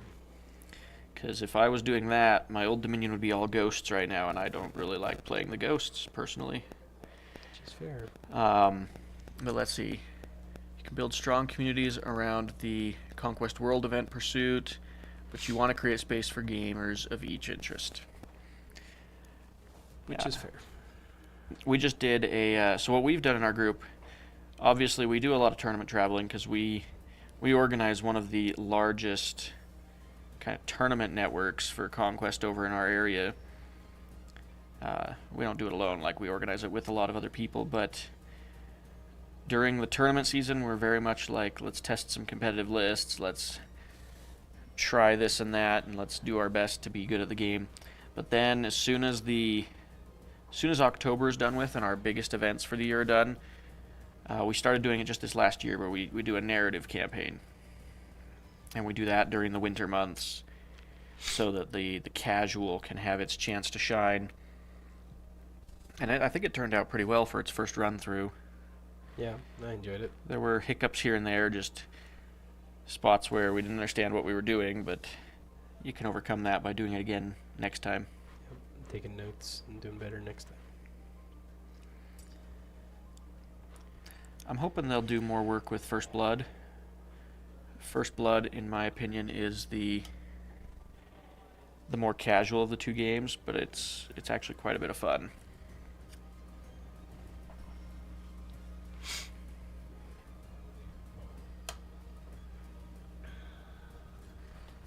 The Ghosts for the Old Dominion have an interesting history with me, because I've been playing the army, since it was in playtesting, and the Ghosts, when the army first launched, were just absolutely busted.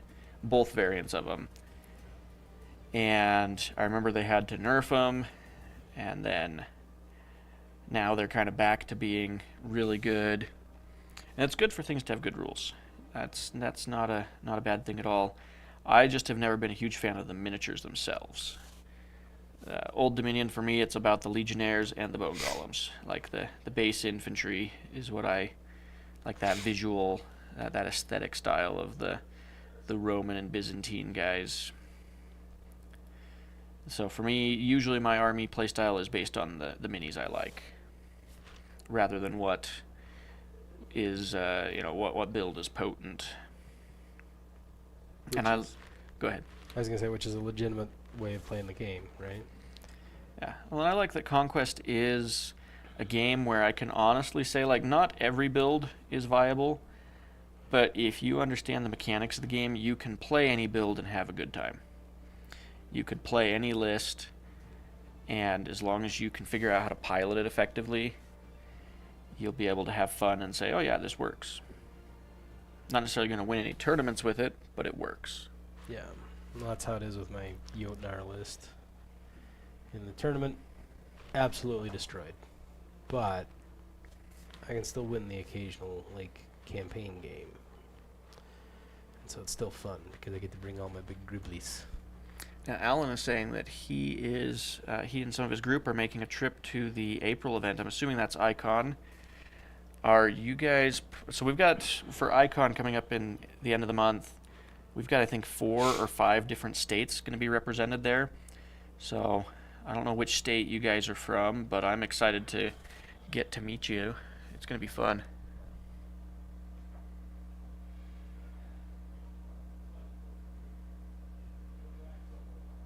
I would agree with that, with the 100 Kingdoms rework. I think it's fascinating, and I would love to see that kind of diversity come up, because I think most armies are built lore-wise to include that. Like, again, taking Nords because that's what I know best, but like the different half-bloods versus mortals versus monsters and all that kind of stuff. So I think it'd be interesting to see that divide become a little bit more prominent in the list-building aspect. The rollout of the sub-factions has been slow, and the reason for that is because there are people in the playtesting world like me that have been kind of staunchly opposed to it. Not because we don't want to see diversity in the factions, but because we don't want to see the game do what War Machine did. By the way, you're not on camera. Don't gosh. War Machine, in its end of its second edition and all throughout its third edition of its game, they kind of took their armies that had, this cool thematic diversity but didn't have rules diversity, and they took and forced the rules diversity by saying this is now 2 separate armies. And so they lost a lot of their fans because a lot of people were like, well, I used to be able to run these 2 models together, but now I can't. And so I have always been very opposed to hard sub-factions. Yeah. Which, again, I think is why 100 Kingdoms is a good example of how to do it, because you could still technically take all the units in the army together. Are they optimal?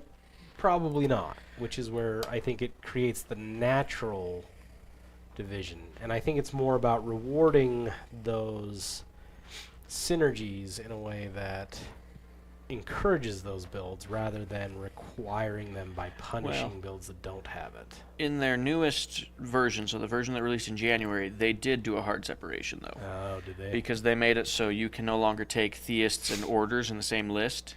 So you can't have a character of each type in your army. That's not great. And it's a little bit rough, but it really, when you look at it, it's Hundred Kingdoms have so many character options that really all it did is it made it so you can't take Ashen Dawn and the Archangel in the same list. Which makes sense. And yeah, it works from a lore standpoint. But I want them to be very careful with it because, like, for example, my Old Dominion, if they suddenly did a hard separation between the religious side of the army and the military side, I would probably never run my Fallen Divinity or my Minotaurs again. Because the Minotaurs, the Fallen Divinity, the statues are all part of the religious side, and then pretty much everything else in the army is the military side. And so there are more minis that I like in the military side than there are in the religious side.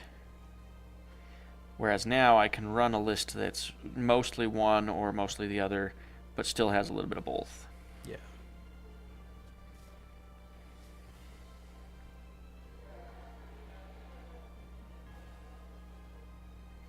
And I think every army has 3 to 4 sub-factions built into them in the lore. And it is cool because we are going to start seeing those fleshed out more in the near future. I know the Dwegom have been getting worked on recently. The Wadrun are always getting worked on. They're always in a state of change. Flux. They can never decide where they're happy, and it makes sense. They're a nomadic army, so they're adapting and constantly changing. Exactly.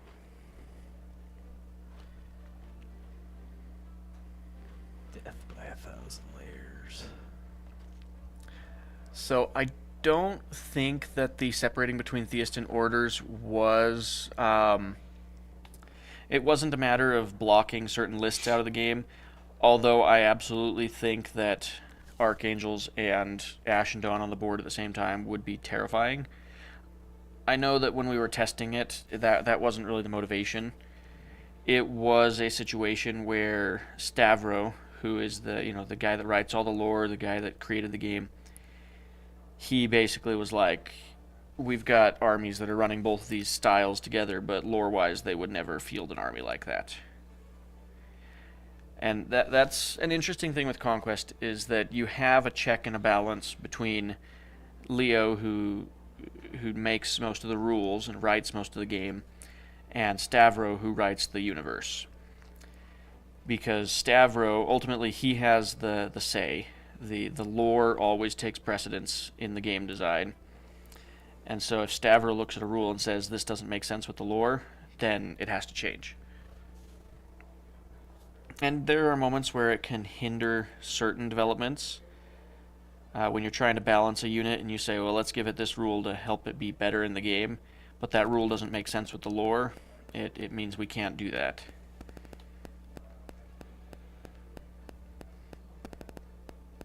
I'm trying to think if there's any examples that are already, like, rule changes that have been made that would be good to illustrate that with.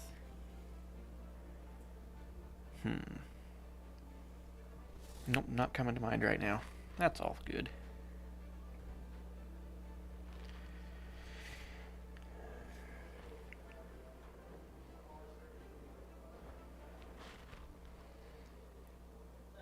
It can be kind of fun to see the back and forth, though, because we'll come up with an idea, send it in feedback to the designers, and then they'll come back and be like, nope, as cool as that would be, just no. Like, oh, man.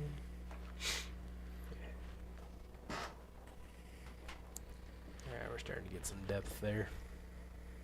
Yep, I'm starting to see that. That's looking really good. It's really bright right now. Yeah.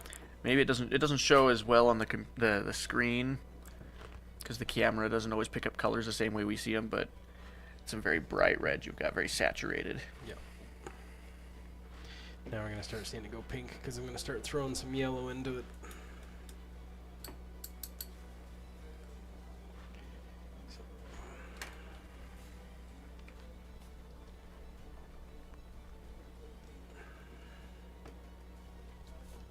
It's also interesting to see how armies, as they start designing the models, they have to change rules because something in the model design, they were like, oh, this would be really cool in this model, but now we've got to give it rules that reflect that. For example, the Talos was an interesting situation because it was originally just going to be a Founders exclusive alternate sculpt of the Promethean or Hephaestion. But they decided it was too cool, so they're like, well, let's add it into the game.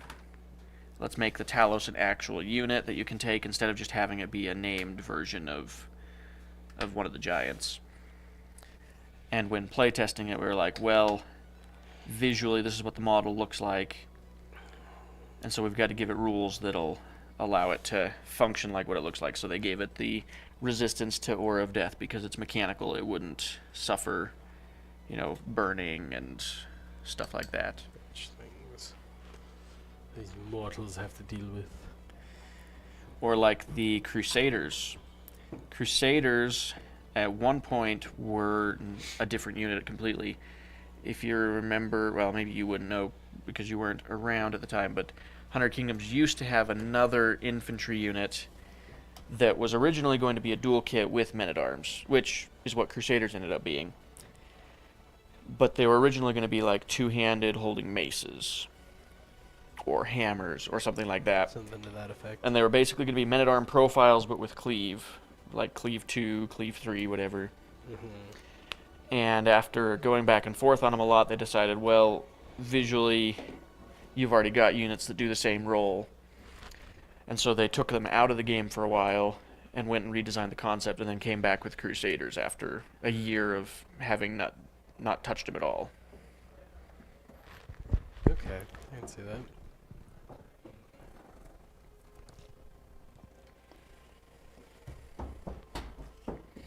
Somebody is running the laps, it feels like, upstairs.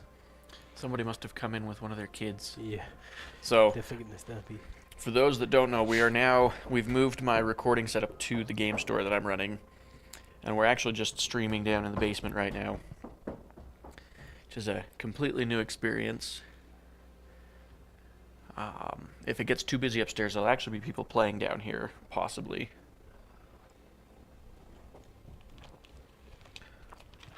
Which would result in some background noise. Yeah.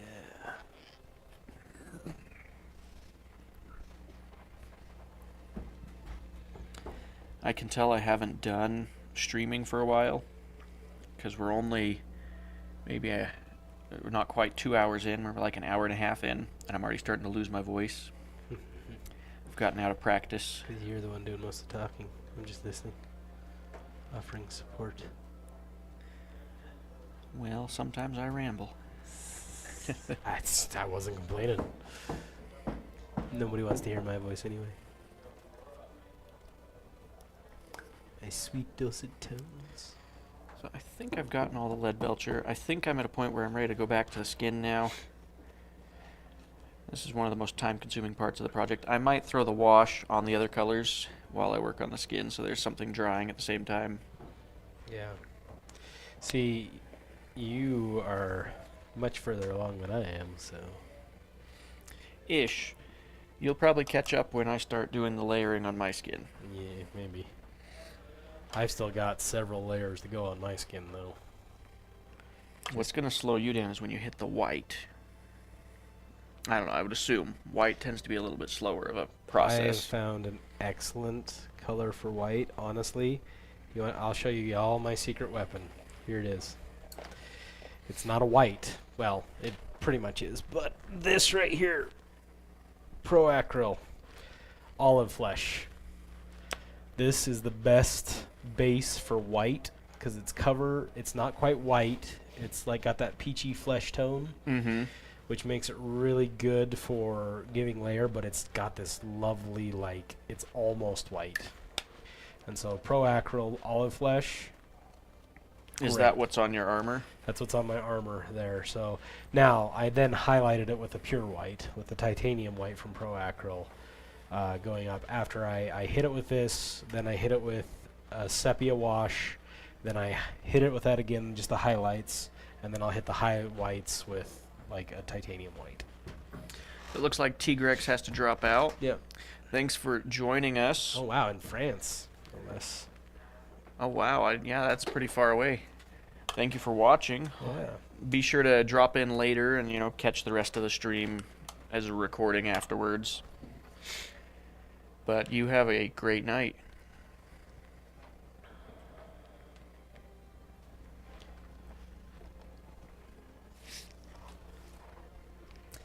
So now I'm just using Mephiston Red for the highlight of my skin, and this sometimes I get made fun of for jumping from a dark red up to such a bright red so fast. But it all makes sense at the end of this because I actually throw Reichland Flesh Shade over the whole thing at the end, and it blends the different red tones together. In fact, I even go up to as far as an orange on my skin before I throw that on it. So it's a very contrasty skin. The recesses are very dark and the raised areas are very light. But from a distance, it actually looks really good. It's become one of my favorite red skin recipes.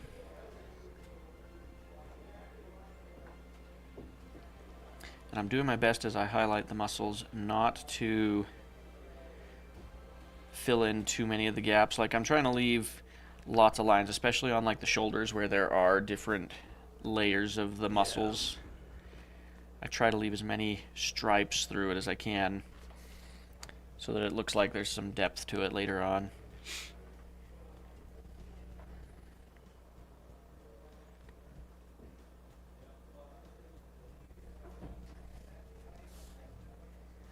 Lots of lovely textures though on these models. Yeah, they've done really good with the sculpting, the muscle curves and Yeah. the little recesses. There's some that are subtle where you don't even notice them until you start putting a wash over it or you start layering up the areas around it.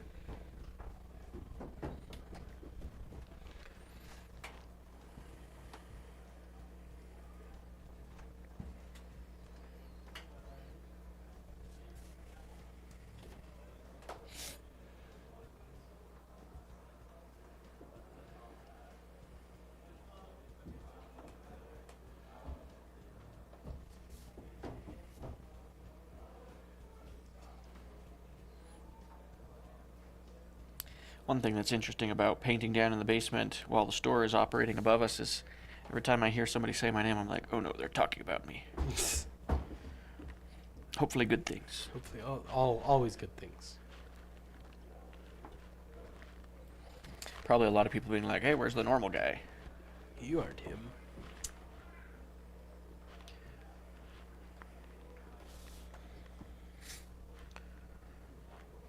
The funny thing, there's not technically anything preventing anybody from coming down and seeing what we're doing. That's true. I mean, I probably wouldn't talk to them very much because obviously we're on stream, but people could technically come down and say hi if they felt like it. Should always be fun. That's character.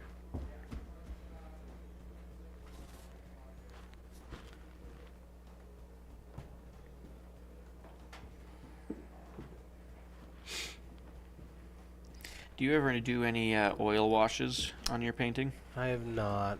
They kind of make me nervous because I don't want to learn the new skill that is accompanying that. So, however, I do have a friend that paints almost exclusively in oils, and he does some amazing stuff. So, I think it is a cool skill. I'm just too much of a coward. I've debated learning specifically just oil washes, not the full oil process, but just the making a good brown oil wash. Yeah. For weathering.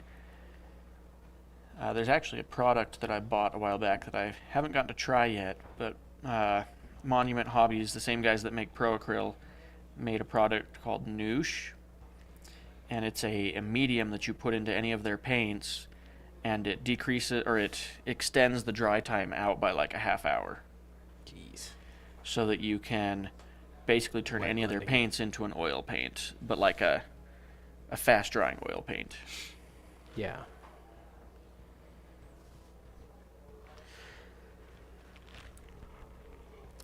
Be interesting for like wet blending and stuff like that. Yeah, I think so. I've been mainly wanting to try it on like weathering some World War II tanks for bolt action. I could see that. But it's one of those things where it gets on the project list and then never happens. Yeah, well, there's so many other things ahead of the projects. Right, and then inevitably something comes along that really strikes our fancy and that jumps all the other projects that we already had in line, and, you know, all that.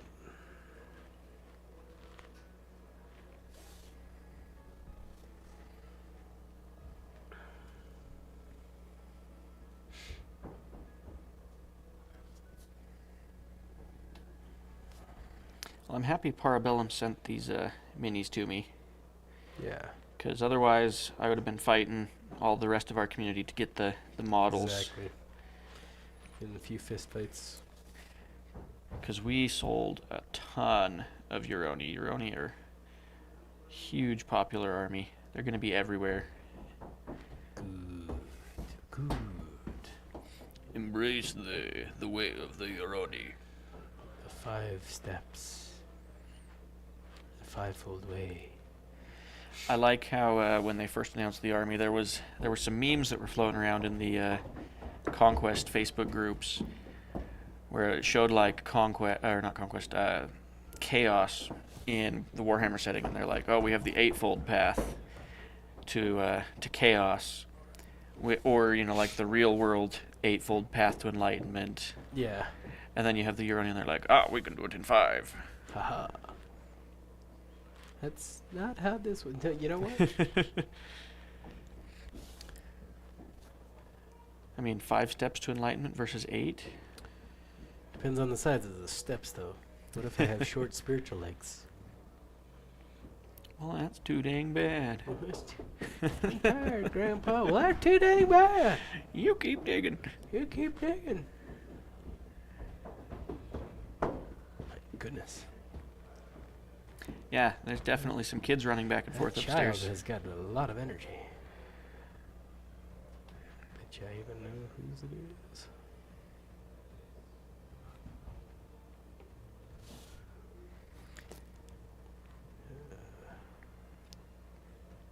It's interesting to hear what the store sounds like when you're downstairs hiding in the basement.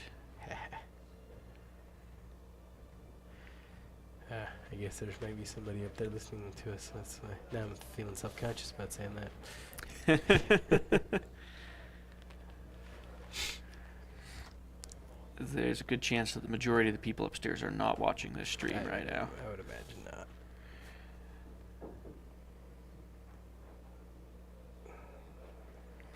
I'm looking forward to once we get the setup for streaming our tables for the games figured out, because then we can get back to streaming, and we'll probably stream more than we did back when we were streaming from my apartment.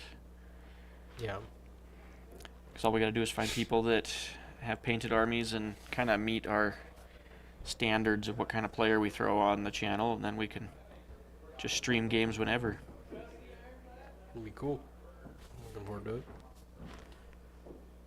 Start having all sorts of content.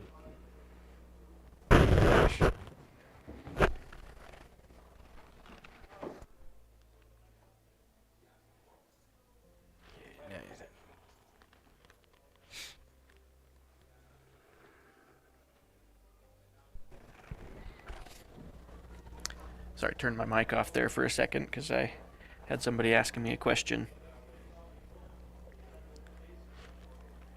And I don't know how long we're going to stream for. I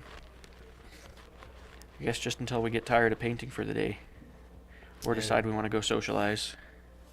See.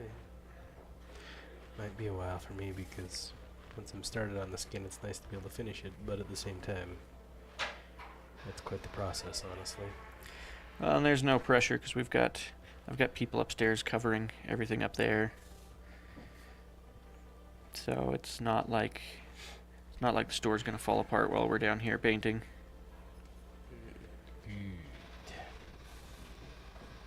Time to go the next step up. Let's see, how many people are watching the stream right now? Just a few. About 4 people. Oh, wait. Yeah, no, about 4 people. Which is fine. Most of the views on these streams come after the stream is over. That's fair. Especially since it since was much of a lead into. Yeah, I was gonna say, since we weren't even sure if we were gonna be able to pull this off today, we didn't really advertise it in advance. That's But now that we know we can do this, we could do this for any miniatures, any game. Anytime there's a cool new release that we want to feature. And it'll help us get models painted. exactly. All for that. Alright, now we're going to start getting into the pink on mine.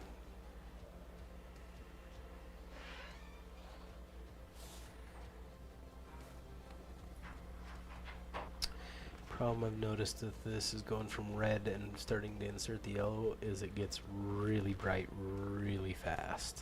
So are you mixing yellow into the red to create the Yep. pink? Yep, Okay. I got a little bit of yellow there. Look at this one, the pale rider there with it. I almost painted the top of the paint. I'm gonna move him back.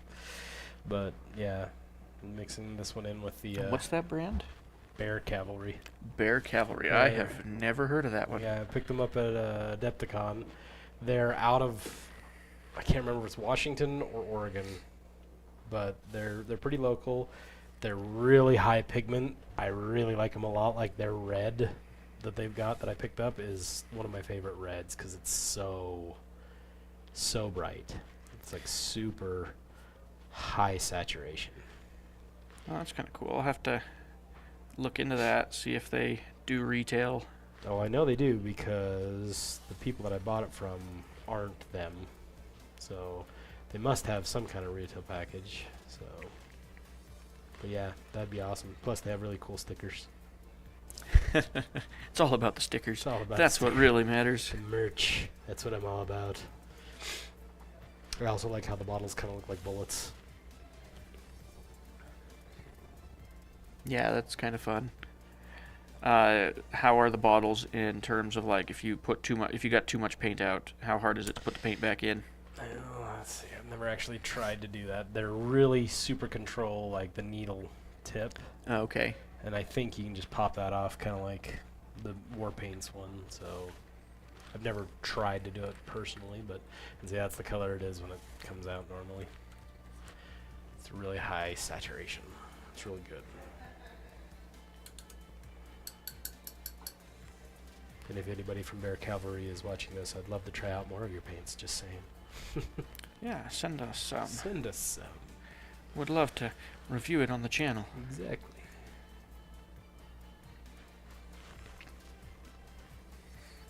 There's a few other games I need to do live streams like this for. I've had Steamforged Games has been sending me models for War Machine, so I can feature them on the channel. And then the most recent one, I actually had Corvus Belli sent me some of their stuff that they only put up for pre-order at Adepticon this week, and I had it like a week before Adepticon, and I was like, oh, if I'd realized I was getting something so special, I might have, done some special content for it. Yeah.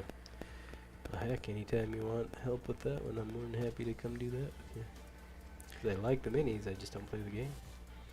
Yeah, they sent me some of their Infinity stuff, but they also sent me their new Wood Elves for Warcrow, their fantasy game. Oh, that's right. I keep meaning to look into that and just never have time. Of course, it's not like I have time for another game anyway. So.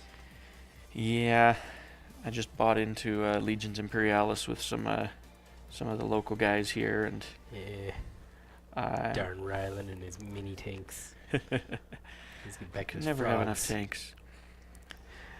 It's a real issue though. I buy a new game, get all excited about it, and then forget about it for a few months. Yeah. Usually from the time I get into a game to the time I'm actually playing it actively, it can be 6 months to a year. I don't think that'll be the case for Kings of War because we've already played it a few times. Yeah. Ever since I figured out I can just make the base plate, put one or two models on it, and then play We can make while it I work. slowly paint the rest. And that works for just week-to-week play. Because I'm not going to be going to any tournaments anytime soon. I'm a little busy here. Yeah. Yeah.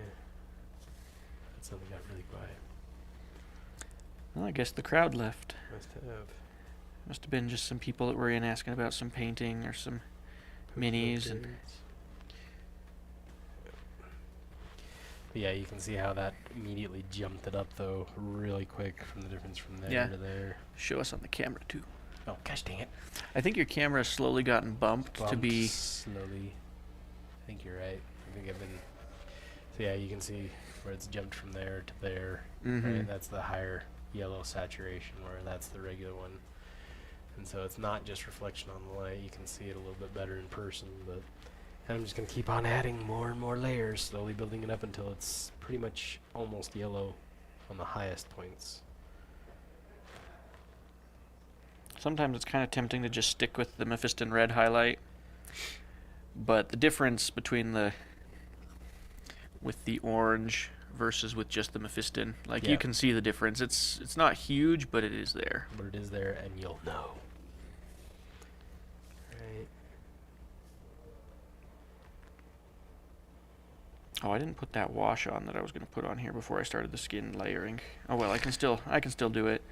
It won't get in the way of any of this. So maybe once I finish layering the torso, I'll go apply those washes. Can't be cutting corners. I'll do what I want. I do what I want. That's too damn bad. That's too damn bad.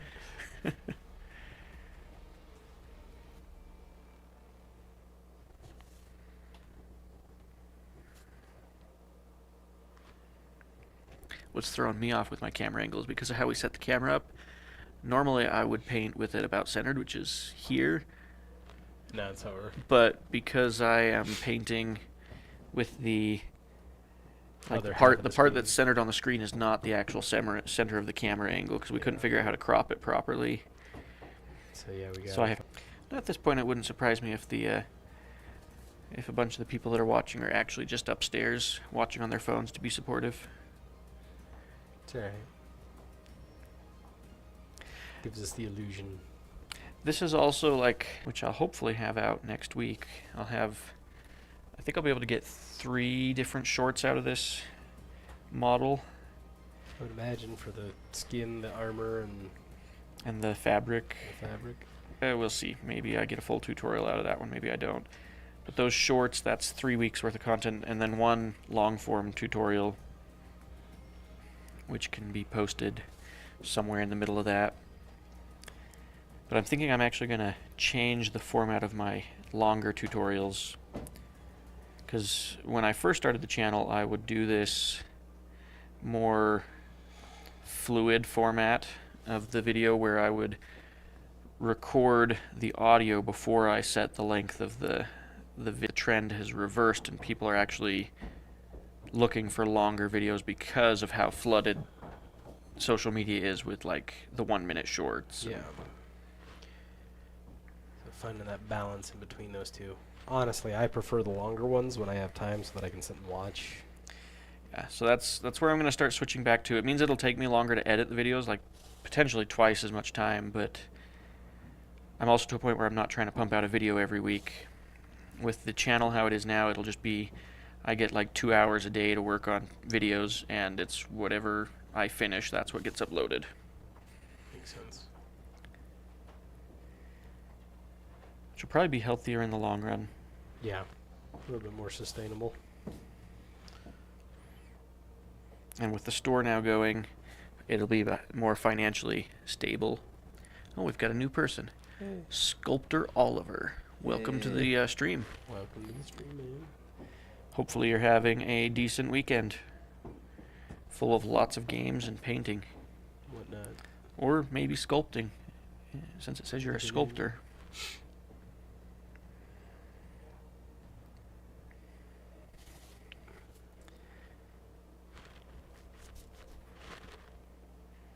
I am enjoying this format of having the 2 different painting cameras going at the same time. Yeah. Because we've done streams in the past where we've had me and then Caleb is sitting here talking and painting his own thing. But it's cool to get painters other than me on the channel so that there can be more than one style of painting being shown. Yeah. Gives us some different perspective. Different perspectives, different preferences on colors. Yeah. because I tend to use the same recipes over and over and over again. See, I just, I do the whole, my ancestors tell me what colors to use. Recipes, that requires me writing stuff down. And so, and remembering it. It's kind of funny because I don't write my recipes down. I have a YouTube channel for that. Exactly. But that would require me then to create a YouTube channel, and that sounds Okay. like even more work. Looks like Oliver's been painting some minis for a friend, maybe doing a little bit of Nice. commission work, or even just service. Being a good friend. Or trying to get it so that he can have the experience like what we were talking about before about having fully painted armies on a battlefield. Yeah. I need to, I've actually been considering for my wife's Wadroon army, I hate to say it, but I've been considering Slap Chop. Oof. Just because I need to get red paint on all those guys. I just need them on the table. And again, 'Cause- it's nothing against Slapchop. It's just, that's a style that it doesn't work for me personally. It can be done really nice. It's just one that I struggle to execute properly myself. Yeah. And No, so I feel about the same way. It's not my favorite, but I've hit the point where I'm realizing if I try to do the same level of detail I do for my own armies on her Wadroon, she will never have a painted army. it's fair. Because basically doing the same skin recipe that I'm doing right now, but doing it across 50 little Wadroon infantry, that alone is enough to be like, nope, I'm done. I'm Nope. quitting. No more painting for me. Ever again. Yeah, I will say you're talking to the wrong person because I did this style of painting on a goblin army, and I got like 3,000 points. But you got to play the Goblin Army. It was your It's army. true. This is And somebody then I else's sold army. the goblin army. Now it's somebody else's goblin army because I didn't enjoy it. But it was fun to look at.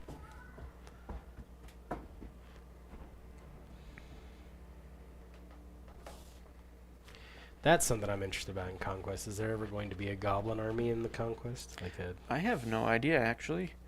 That is one I would have to ask the designers of the game. Maybe the next time a happy hour comes around, which there is one April 24th, or the Thursday that falls closest to that date. Might be a good one to ask the designers and be like, hey, are there goblins? I want to say it's been asked before, and I think they said no, there's not like actual goblins. we got fish gnomes. It's kind of like goblins. It seems like. I think eventually there'll be some equivalent, like just like there haven't been any like halfling equivalents in the setting yet. They're not trying to be like a Tolkien world though. Yeah. They do draw some aspects in, like with the design of the Dwegom, Yeah. but they're not actively trying to. Which is fine. It just seems like there's a lot of analogs to other things that they've just taken and put their conquest spin on, and I would be interested to see what a goblin army and how it would play in Conquest too. And how visually it would look like would the whole army be on. I could almost see it going the route of this is infantry on paper, but the models are actually on brute stands. Yeah, and it's just swarms. Yeah. Kind of like they've done with the hunting packs for the Wadroon. Yeah. That would be super interesting from a basing standpoint. Yeah, what you could do with that.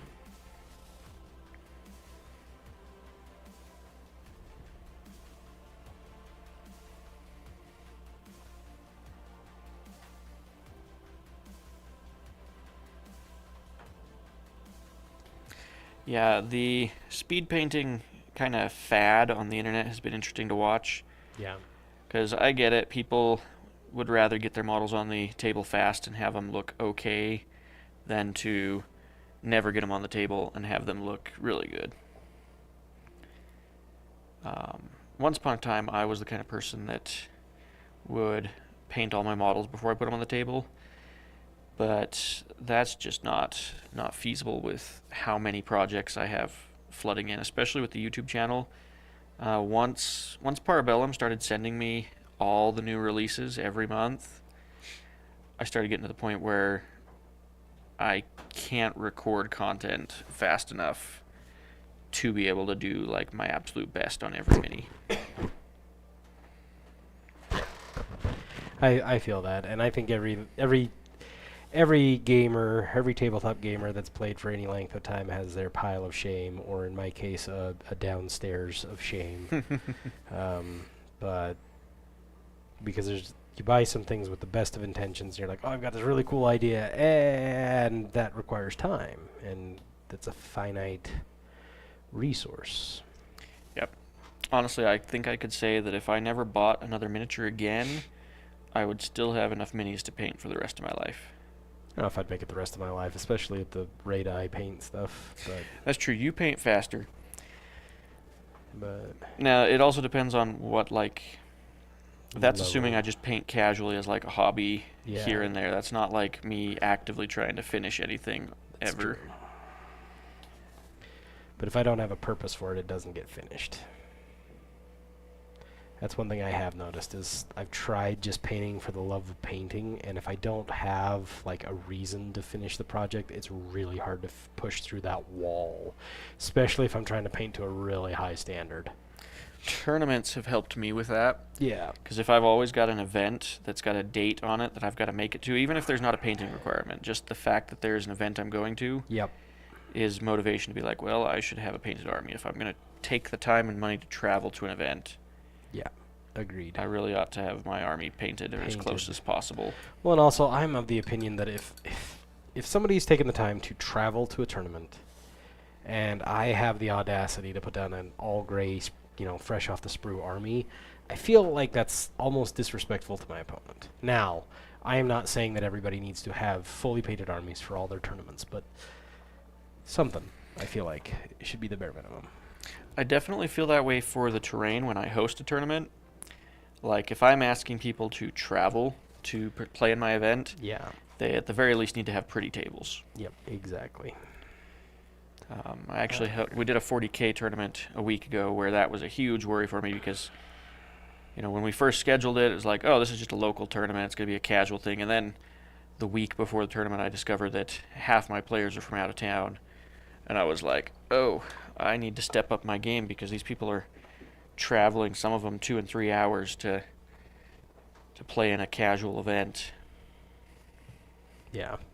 And it worked. I painted probably 6 or 7 pieces of terrain to a tabletop standard in a week. Which is awesome.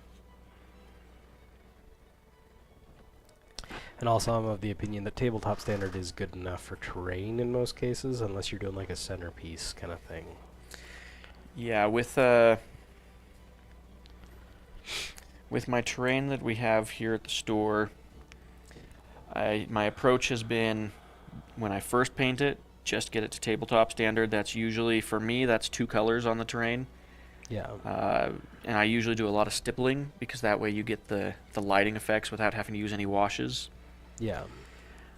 And then after that, once everything for a set of terrain is painted to that standard, then it's a go back through and pick out one detail and add that detail to all of them. And then go back through, pick another detail, add that detail to every piece. And eventually, there'll be these really detailed, like all the trim is painted, all the lights are painted. Yeah. And at that Which is point, cool. at that point, you might even have, like, the terrain looks nicer than the minis that are being played on the table. Yeah. And that's a careful Right. balance to strike because you don't want your terrain to be so nice that you intimidate your players and they're like, well, I'm not going to put my minis on that. I don't want my minis to look bad. Right. Yeah. Doing painting for other people, yeah, that's brave of you, Oliver. I always struggle. Like, people have asked me if I do commission painting, and I'm like, nah, not really, because honestly, if the dopamine's not hitting for a paint job, it's sometimes hard for me to push through it. And on top of that, the amount of time spent painting something versus the reward of how much, someone's going to pay me to paint is usually a big disparity. But doing it for a friend or something like that, I could definitely see myself doing that. So I think that could be useful. Motivation. I've stopped taking commissions. I did it for a little while and I only took on a few, but I determined very quickly that I don't enjoy it. Yeah. When it's not a model that I'm going to get to sit and enjoy and, like, pull it out of the drawer and look at it every once in a while and be like, oh, look, I did that. If it's not a model like that, I cannot get myself to stay focused on it. I paint all the trophies for refugees. The tournament in June that we're doing for Kings, and that sometimes can be, like, it's sitting at home right now. One of them is, and it's like a third of the way done. And every time I look at it, I just go, oof, because I know I need to get it done, and time's running out, and I still have to do 2 other trophies for it. So I need to get on it, but knowing something and doing that thing, those are oftentimes 2 separate things.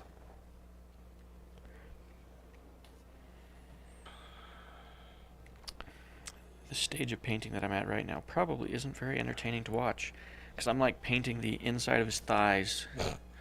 It's like, well, you can't see that because the base plate's in the way, or my hands are in the way. Yeah, my thumb generally is getting in the way. My goodness. And it's weird because it's detail that nobody's going to ever see. But you But know you have I'll to know do it. if I haven't layered it Yeah. that it's Well, there. And having been a paint judge sometimes, that's sometimes the things I look at to separate, 2 entries that are relatively close in skill is like, well, did they go the extra mile? Did they make sure that the stuff that, 99% of the people don't look at, did they make sure that that got done? And that might be the thing that separates, first and second place sometimes. I know one of our regulars here at the store, Matt, our our resident 100 Kingdoms player,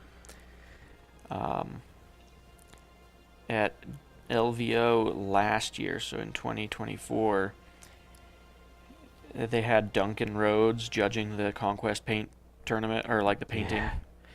And he got an honorable mention because Duncan actually really liked the theme of his army. But then the only reason he didn't get best painted, he was told, was because his basing wasn't as crazy. Because he had just basically done... Flock. It wasn't even flock, it was that herb basing, where people just take Oh. the ground up herbs and use that as their base. Yeah. And it was funny because Matt had no clue who Duncan was. Because Matt's not a... Painter. He's not a hardcore painter. He's not part of the old, Warhammer veterans. Yeah. And so he's like, there's this random guy that's telling me that my basing's not good enough, And everybody's like, do you have any idea who that was? and I was kind of looking at it and I'm like, oh man, if my army had been there, if I'd been playing in that tournament, I wonder what I would have gotten. Nice. Yeah. No, I kind of want to find out too. Notice me, senpai. See, and you can say it that way when you're bringing this army Right? to a tournament. Exactly. Senpai. Oh man, you know what? I need to do a Goku conversion. Yeah. Have one of my Super Saiyan. characters needs to be going Super Saiyan. Oh, that's a perfect idea for a fish gnome for the Yoroni. Oh, A Super Saiyan fish yeah. gnome. Okay. I gotta send that in an email to Parbellum and say, hey, please do a Super Saiyan fish gnome. Because that would be so great. Especially with the April Fools that they just did. I would, I know a lot of people that would I would scramble buy to get that mini. I would buy that so fast. But they have to not make it a convention exclusive. It needs to No. be it needs to go in one of those blind packs. Yeah. Gosh, I would... Judas. And then they could do one that's like yellow or blue, and that could be their prize-winning one kind of thing. So Oliver's saying that he finished painting up a Hulk miniature from Crisis Protocol. That's one from Crisis Protocol that I would enjoy painting. Yeah. Because it's, he size-wise, the Hulk miniature is actually probably pretty similar in size to these guys, maybe a little larger. Yeah, probably pretty close. And there's a lot of musculature, which is always fun to paint. And it's green, but it's not the same color green I use for like orcs. Yeah. It'd be it's a brighter green, a more saturated. Yeah. Deeper green. Alright, there we go. Now we're getting to the pink that I need. But I'll do it after this. I promise. It's gonna happen. I will not forget again. So, You know, if you told my brother that you have Yondu, is he interested? he might be interested in that one. Alright. I don't know. Which brother? Rylan? Rylan, our resident Dwagon player.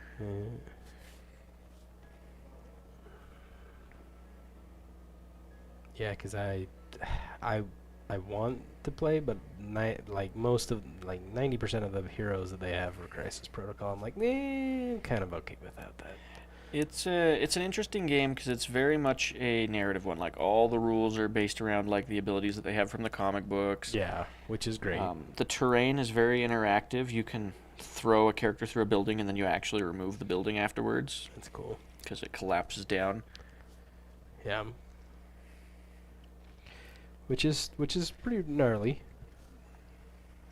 I don't know. Another thing that I've run into, I do somewhat struggle with painting stuff that comes from IPs that are, have a Yeah. very specific look. It's something with Star Wars Legion that I struggle with, where I'm like, I want to get creative and do something cool with the color scheme, but I know that somebody's gonna be like, well, that's not how it looks in the movie. Like, well, that's not the point. The Halo miniatures game, I haven't had that issue as much because There's so many variations that you could Yeah. pull from. even the campaign units, like the Banished that are coming out, there are a couple ways that I could paint them because in canon, each like clan would have its own look, There you go. and its own armor colors, and its Yeah. own theme. Well, with the Phoenix team, I'm totally gonna paint them up like the red versus blue guys. Yeah, that'll be great. Because I remember when those guys started coming out with stuff, the Rooster Teeth guys. My Spartans are going to be painted up in the color scheme that I use for my Spartan in Halo Infinite. So it's like this off-white gray armor, and then it's got some patches that are gold, some that are silver, and then some that are orange, just as different highlight colors. But then the tech suit, the undersuit, has like blossoms on it. It's supposed to be like That's a cool. willow tea, like the leaves from a tree. Yeah, that's pretty cool. I'm not going to be able to paint those little blossoms. They're going to be dots on the But the the model. thought is there But yeah, as to why they're like that. Alright, this is turning out pretty good. I like how this is coming out. Oh, that might be too much.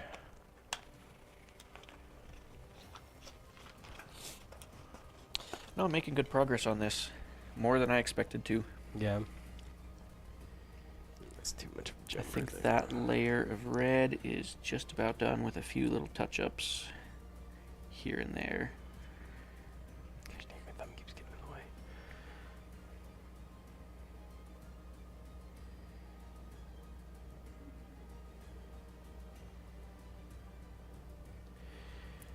It's almost there, I think. I do like how it's coming across right now. I think I got a little bit higher. One more layer, and I think I'll be good with the skin.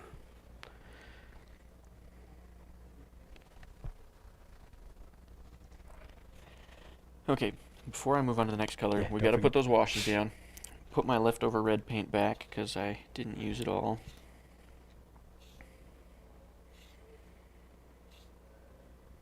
It'd be kind of fun eventually to get like 3 or 4 more cameras floating around Yeah, and have one that's like zoomed in on the palette so people can see Yeah. the consistency that we're getting the paint to, yeah. and just get like one of those stream decks where it has the buttons and you can just switch between cameras That'd be automatically. cool. It's a lot of work though. I was gonna say it's a lot of work, and might want a few more viewers regularly tuning in before you get to that point. Yeah. Okay, so I'm just going to use Nuln Oil for the blue fabric.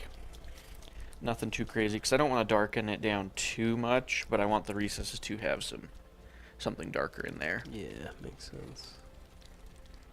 You know, I don't even think I'm gonna wash this guy. I don't think I'm gonna use a wash at all on his skin because I like where it's going. And because I don't want to get this everywhere, I'm actually going to use a smaller brush for it. I like how that turned out. Oh, nope, not on the armor. What am I doing?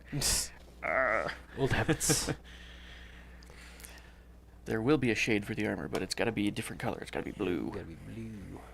I'm blue. I'm a die. Which I bought a new shade specifically for this project, and I tested it out and actually really loved it. And now I'm going to use it all over the place. Going to show up. Like my orc army for Kings of War, yeah, that's probably going to That's be gonna have used to blue. shade their armor now. Perfect. Or something. That's awesome. Nothing's better than when you find something that works really well. Well, and the funny part is, it's literally like they took the contrast Talazar blue and thinned it down and released it as a different paint. Like, it's almost the same color tone. Yeah. And that's exactly what I've been doing for shading a lot of my blue steel, is just thinning down that contrast paint. Nice. So, sure, I spend a couple extra bucks and have an extra color of paint, but it's one that saves me work. Which, there's definitely a value in that. Especially when you don't need a huge amount of it, like when you're just shading one miniature. Yep. I don't want to have to mix it up every time I want to shade a miniature. Yep. Exactly.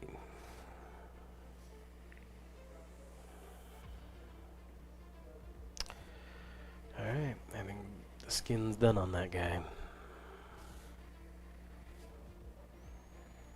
Now, some people will probably freak out that I didn't... oh, I missed a spot. Okay. Freak out that I didn't go get fresh water before switching to a shade after using a metallic. Not to worry, I have multiple rinse cups here that I rinse my brushes in. I just swallow the metal like a man. No, just kidding. No.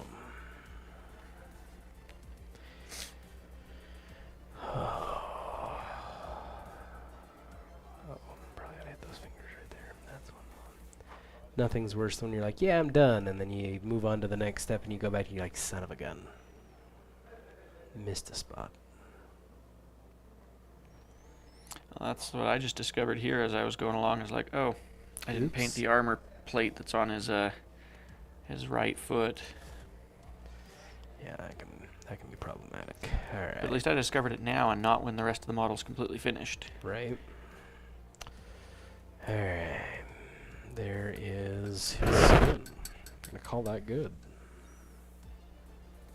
Probably could do a wash on a really light glaze. Yeah, let's do a light glaze.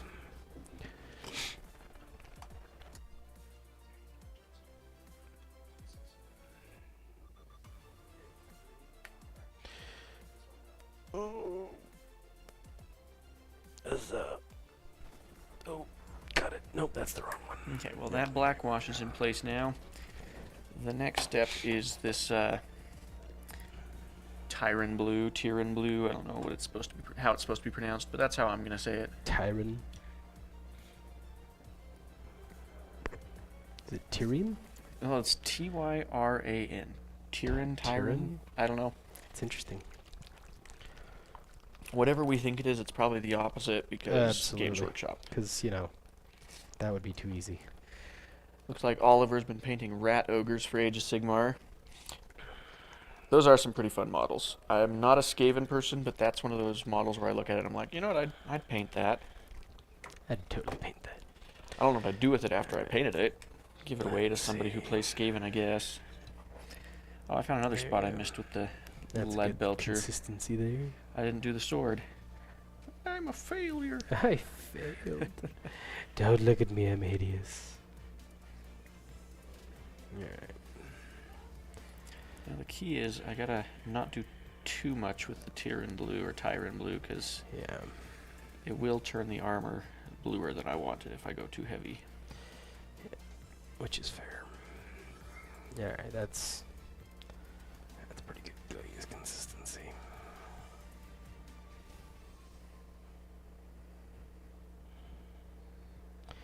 Just using that Carrionburg Crimson to kind of blend them all together. That's similar to what I'll be doing at the end, just that I'll be using a Reichland Flesh Shade instead. But that's because I'm going for... I don't know, the Carberg would just dull it down a little too much because I've already got kind of a darker red setup than you are doing. Yeah. Mine's pretty bright, so it works well to kind of get them to match up a little bit more.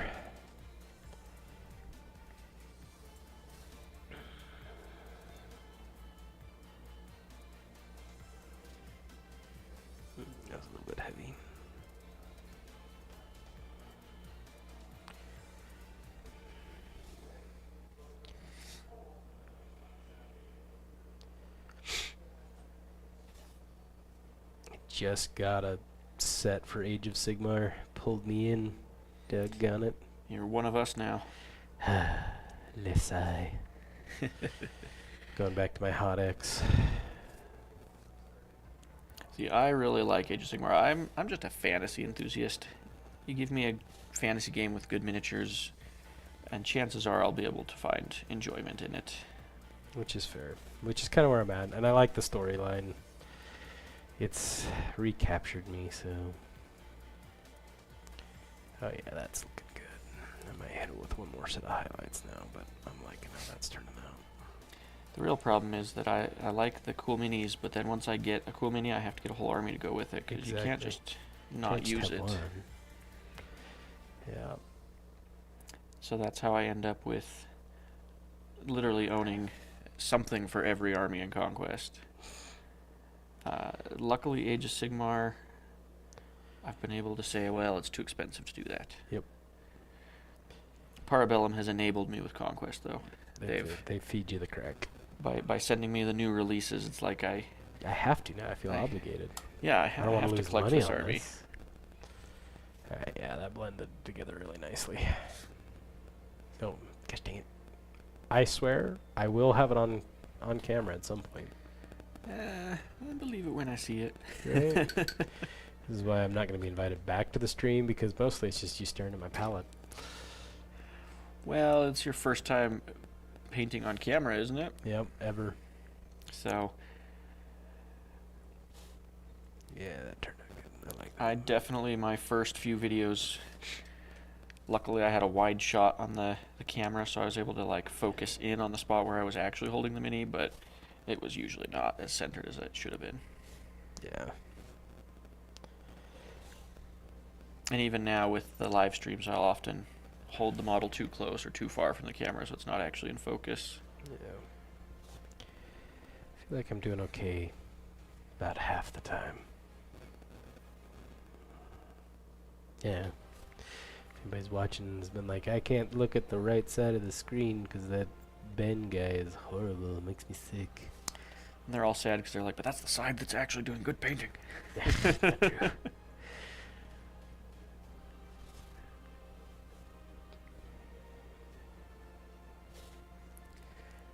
Although I've heard that most people that watch these things don't actually watch the painting. Yeah. They just are listening to the sounds. It's background noise while they do their own painting. Which is fair.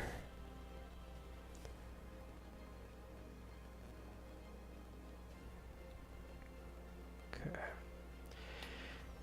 Alright, now I need to hit the face again. Bring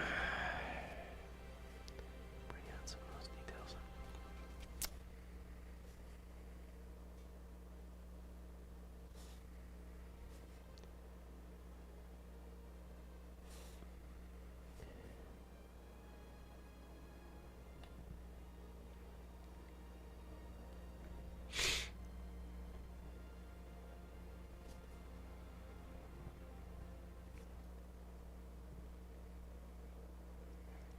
I'm almost done with this blue wash. Other than the armor panels that I missed and have to go back and completely paint from the beginning. Alright. Well, there's all the reds.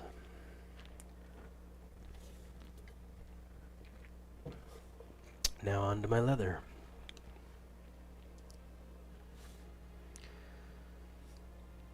Oh, never mind. I haven't painted the backside yet. Haha, you fool! You've fallen for the oldest trick in the book, thinking you're done.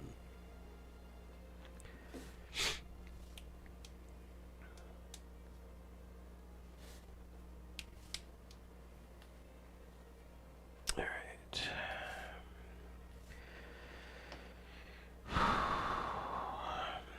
I'm looking for. So I'll just say my recipe for my leather. People even paying attention. Does that mean you're done with your skin? What's up? Yeah, I'm done with my skin. Sweet. This is what it looks like now.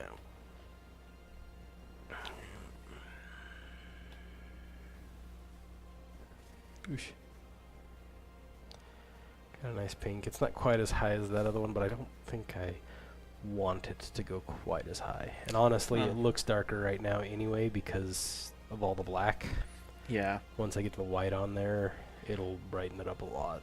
And a little bit of variation in the skin tone's good because Yeah. skin from one person to the next is not usually exactly the same. Yeah. So this is where I'm switching out. Now I'm doing bones paints. I start off with ebony flesh and then do Fanatics leather brown and finish off with rich leather.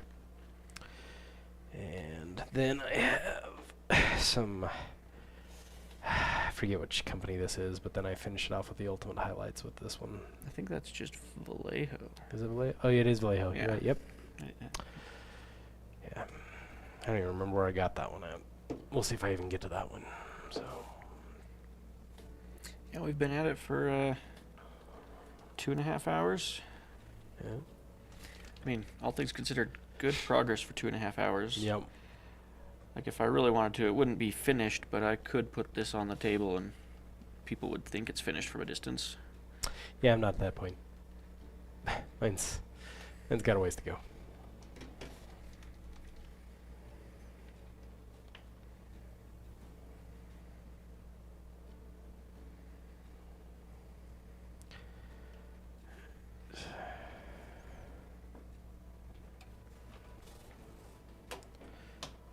Gosh.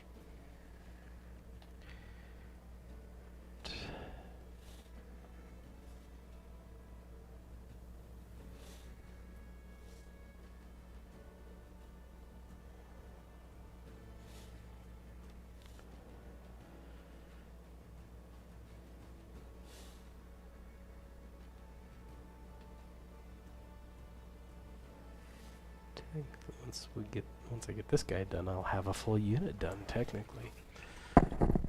That'd be nice. It'll just be 2 guys. Yeah, I suppose that's true. In this army, 2 guys is technically a full unit. If you're doing the MSU thing, that'd be the way to go. Which honestly, I've experimented a little bit with a few of those lists. Well, an MSU spam for this army could be interesting because you could get a lot of board control. None of it would be very tanky, No. but if you wanted to just spam a bunch of, You can only kill so much in a turn, I'm just saying. and you could, there's some potential maneuvering shenanigans you could do where you position stuff so that, like, if you charge one unit, you have to charge the other. Yeah. And there might be situations where you could do it such that it would make some charges impossible because you wouldn't be able to hit the target you want without bumping into the other unit, and if that 1-inch push of that unit that you hit isn't enough to get him out of the way, it could get annoying. I don't know if I'm that good of a driver, though. That's fair. That is fair. Remember, I'm a hobbyist. I'm not good at this game. Hey, but you're on the leaderboard. That's because I have a pulse and I show up to tournaments. That's fair. I show up to tournaments and watch everybody else have fun with them, and then I get points. It's kind of funny. I'm ranked. I haven't checked it recently. I think I'm like 20-somethingth in the country now, but before Adepticon I was 14th, and that's just from running tournaments. Jeez. It's pretty funny. And I think I was like 44 in the world. That's crazy. The leaderboards are a little funny because they don't necessarily represent the skill of the players. They just represent that you've been to the tournaments and You're going to events and that you're participating in the community. yeah. Yeah.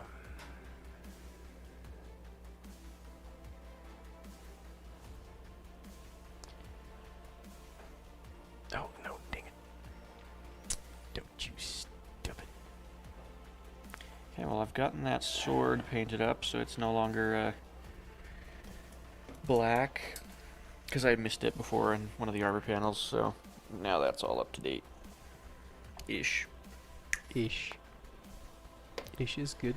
And now's where the skin starts to get weird. This is the step where you have to just trust the process. Mm-hmm. Because I'm going to take Squig Orange, which is quite a bit brighter than the skin color we've got now. And I'm going to begin layering this over the skin.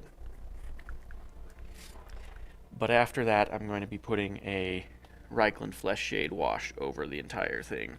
Well, the skin. And that'll tie the different colors together. Just brings the whole room together, man. You know, you know.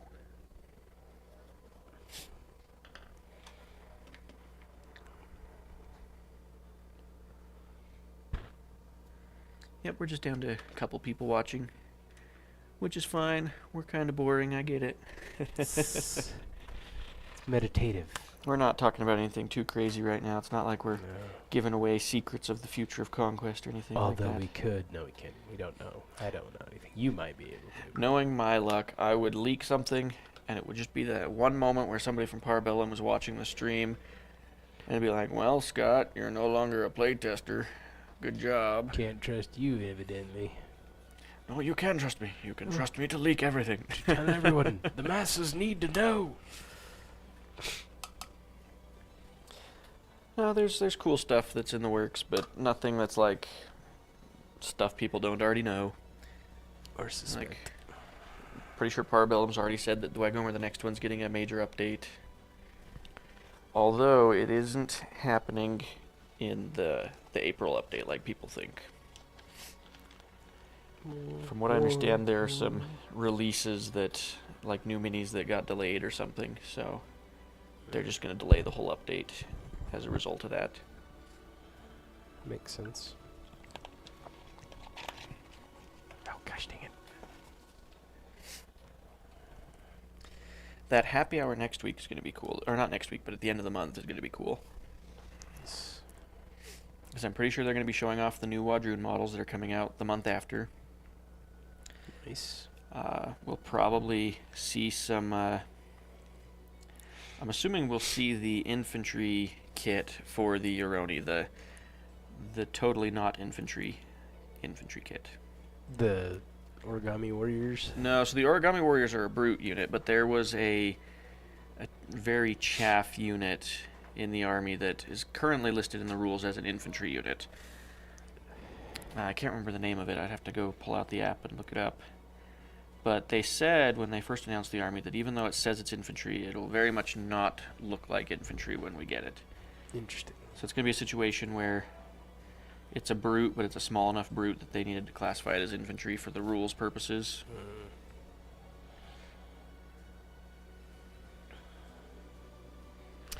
I'm still looking forward to the Domaru Damashi. Those guys are going to be super cool. Domaru. Definitely going to have to paint those on stream. Yeah. Once you get over the frustration, because I've heard they're pretty hard to build. Well, that's a lot of Conquest minis sometimes. It's fair. And it's just because they got all those little wispy Bits. scrolls and stuff. Yeah, that'll be fun.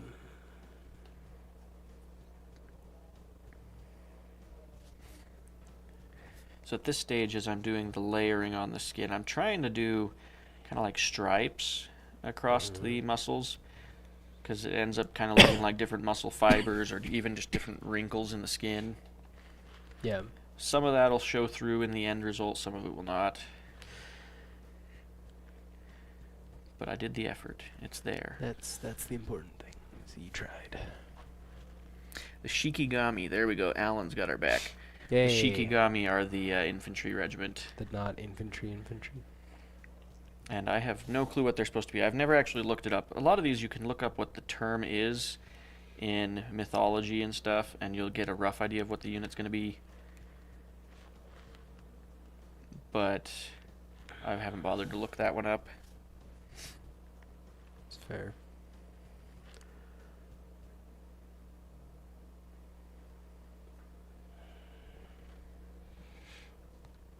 The Origami Warriors, when they stealth revealed those last week, that one kind of... I don't know. I don't know what I was expecting, but it wasn't that. Yeah, what there was. Yeah, when you showed me the picture of him, I was like, oh, I guess that is origami. I think I expected them to be a little less square, Like they've got some very rigid. See, me, it's their bulk. They're so bulky that I'm like, I mean, I guess that makes sense, but it wasn't what I was. When I picture origami, I think like, paper crane and stuff like that. But evidently, that's not the direction they went. So. Now, funny thing with the Origami Warriors, until they are released, somebody on the Conquest Discord asked if we make actual origami out of parabellum paper, so like the little pamphlets that come in your kits and like the assembly instructions, is it legal for tournament play? And totally as a joke, but also like serious, Leo was like, well, I suppose technically that does meet our requirement of having it be, a parabellum product for your conversion. So for tournament play in the immediate future, you could run actual origami as your Origami Warriors as long as it fits onto the base plate. And it's, parabellum paper.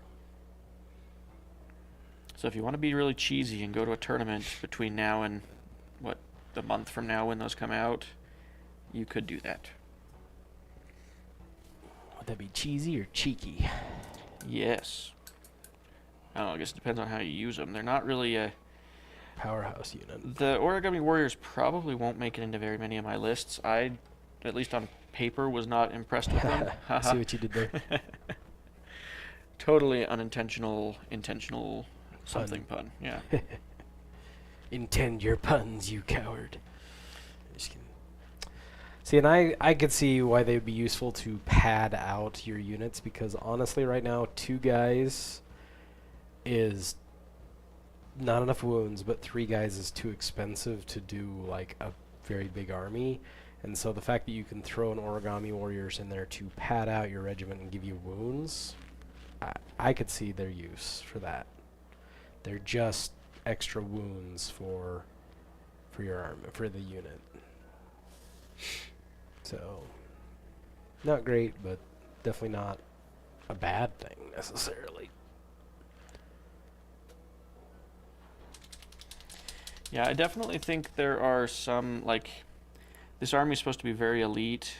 There are some profiles where I am a little concerned that they might not be quite durable enough. But then again, like I said earlier, during playtesting, I couldn't keep track of what was what in the army because we didn't know what any of the army was. We were just testing stat lines with no idea what was going on. And so there were a lot of misplays, things where I just did not understand what the unit was supposed to be doing. So my perception of the army is a little skewed that way. Yeah, I think I see a use for them. At least a box of them, probably. Let's see, Alan saying he's excited for the Gen no Yokai. Which one's that one? Isn't that the... Is that the one, the not dead one? I think... Let me pull up the rule sheet, because I always get those ones mixed up.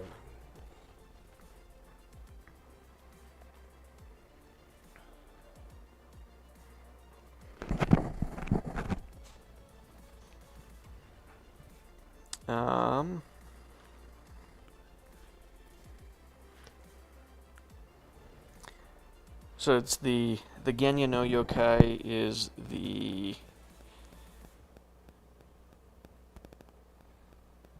that's the absorbing one. That's like the dead one. The dead one, because that's the one that benefits from the ability for the rest of the game. Yeah, so that's the dead one. Yeah, I liked that one too. I agree. I don't know, the Dai Yokai and the Genya no Yokai are both fun. I think I'm going to enjoy both of them. Yeah.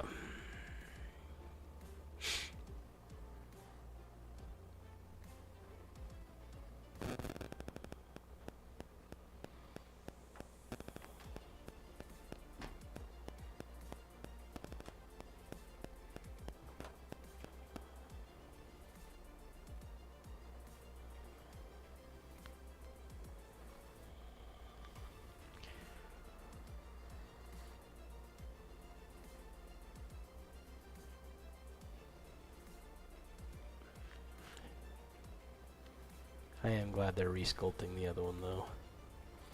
Yeah, that's what I've heard anyway. But we'll see. The pose was a little iffy. it seemed kind of unstable, so I'm hoping they'll adjust it a little bit.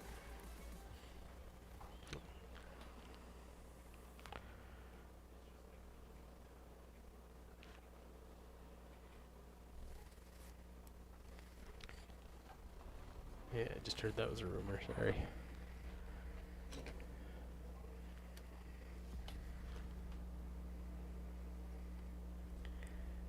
Okay. The nice thing is once I have finished this layer of highlighting on the skin and put the wash over it, the rest of it's just detail work and cleanup. I've got some leather straps to do, I've got the hair to do, the horns and the eye patch and everything. Yeah.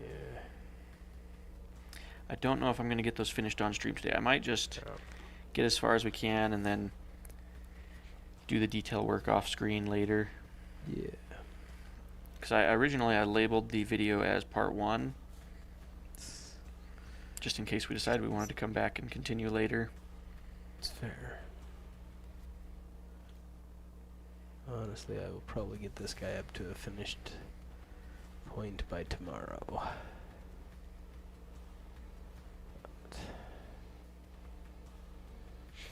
I also have Sigmarites that need to be painted. Yeah. There's also the monthly paint challenge here at the store and on our Discord, Yeah. which is cavalry for this month. And there's not really anything for this army that fits that. Nope.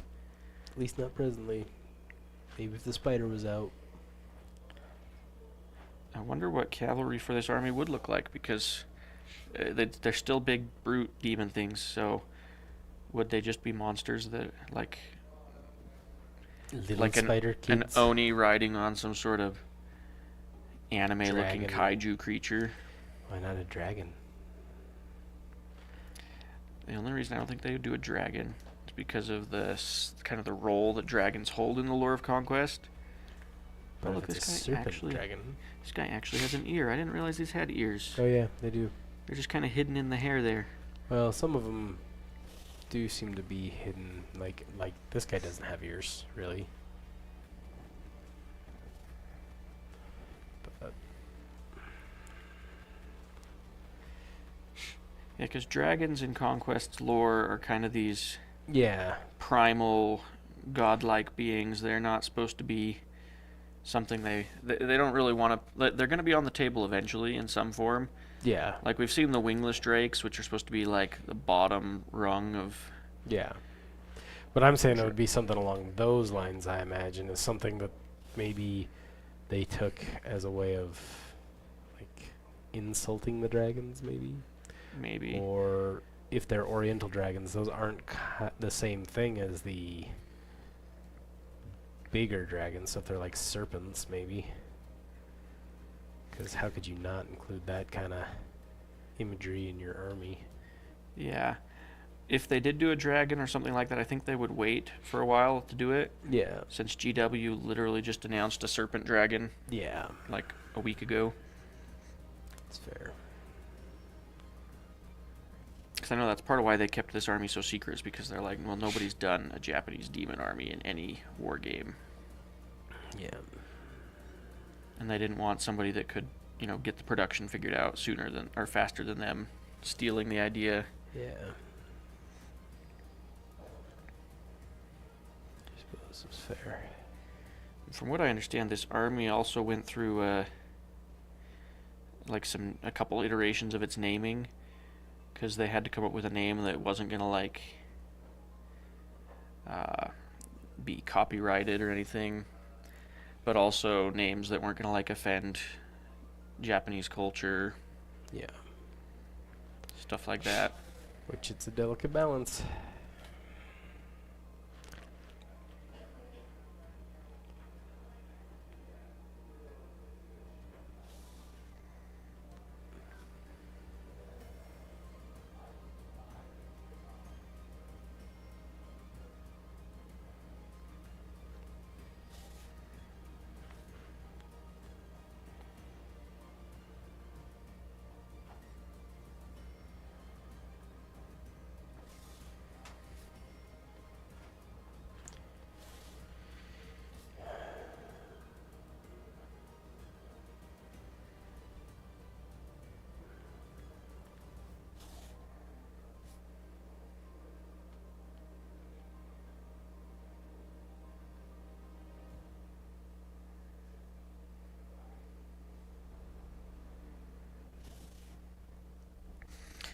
Not gonna lie, I kind of got so zoned in on the painting that I kind of forgot I was streaming there for a second. That's a good thing, right? Yeah, that means I'm in the zone, and in the zone is when the most painting gets done. Exactly. So it's a good thing. Not very entertaining for people watching, though. No, that's for sure. That's for sure. If there's anybody still watching, Send off if you're still here. let us know. We're not alone.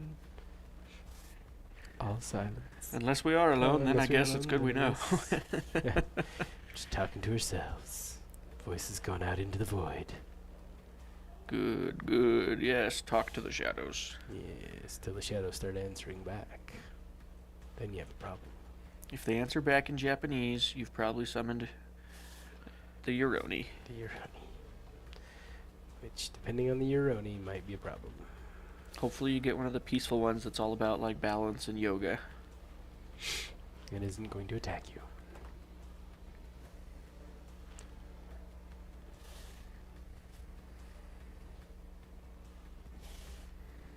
I hope they pump out some more lore. They've said there's a lore companion book coming out, and I'm really looking forward to that because, like, we watched that lore video with Stavro the other day, and it wasn't what I expected. No, it was kind of pretty basic information. Like, that's if you've been playing Conquest more than a couple months, you already know most of that. Yeah, which is fine. We probably need something official like that, but I don't know that it necessarily warranted its own special, like, hobby night kind of thing. Yeah, could have been a YouTube video they just published to everyone. Yeah. And they could have come up with some cooler stuff, I think, for some deep dives into some factions. I think it'd even be good, or like answering some questions about different things within the world. Yeah, you could definitely tell which factions had more thought put into them and which ones had, existed for longer. Yeah. Because over half of the video runtime was the first 4 factions. Yeah. And then the last little bit, like, it felt like they were really skimming through the other factions. Agreed. And that's fine. It just, the other armies have been around longer. They've had more time to be fleshed out. But I also get the feeling that with how thin Parabellum is spread these days, because they've been growing so fast, I don't think they have necessarily the manpower to give every army the same level of detail all the time. Just saying, if they need help. I have a little bit of experience in that area. Yeah, just a little bit. Just a bit.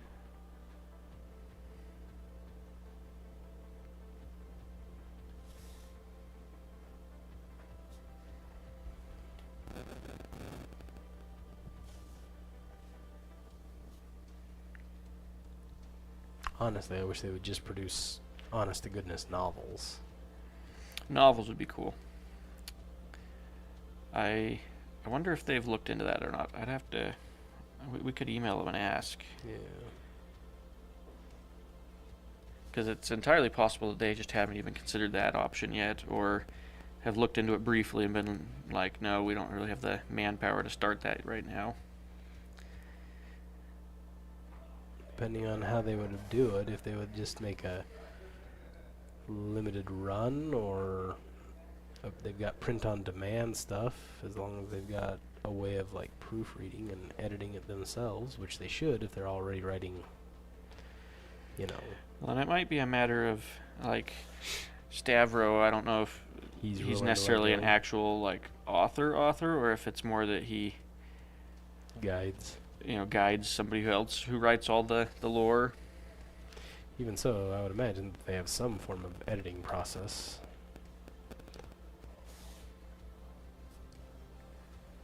That would be fun to have some novels set in Conquest. I imagine they'd get pretty dark too, because Conquest's... I mean, it's got its happy areas, but it's kind of a darker fantasy. It is, which is why I think it'd be fun to write for it. But...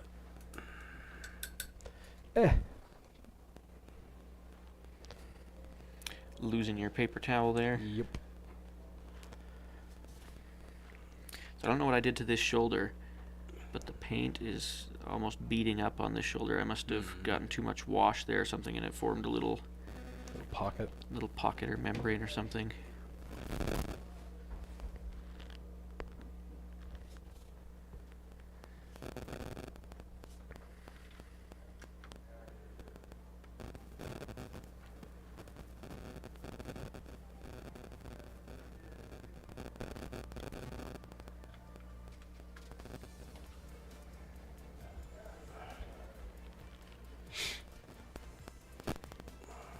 Hitting the point where I'm like, I'm done, Larry Biscuit. I just want to be done.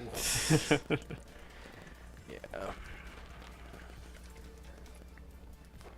And now Matt is here, our resident 100 Kingdoms player. Nice.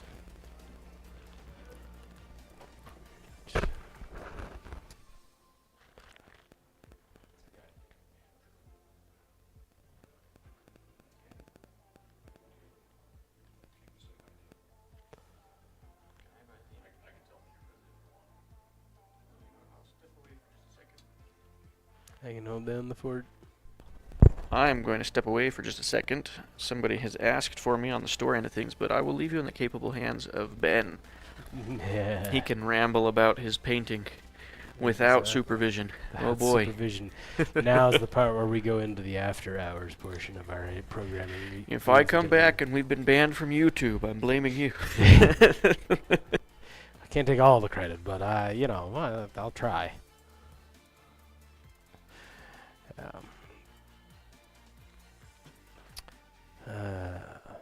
I do find it interesting how things have changed within the hobby over the past. See, I've been hobbying now for, almost 25 years now in this hobby, starting way back in Warhammer Fantasy. And it's just been fascinating to reflect on how things have changed over the past almost 3 decades of gaming. Like, the very idea of YouTube, just in general, and how that was such a game changer like this for game groups, just people willing to talk about their hobbies, people willing to develop games, people willing to send them out there. It's just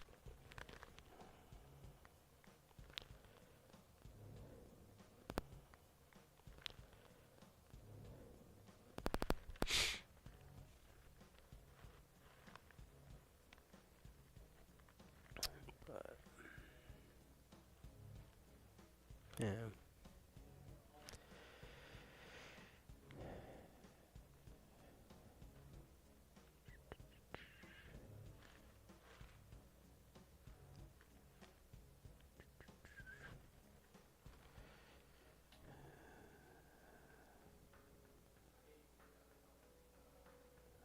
Leather's one of those interesting surfaces that it's kind of hard to really mess up.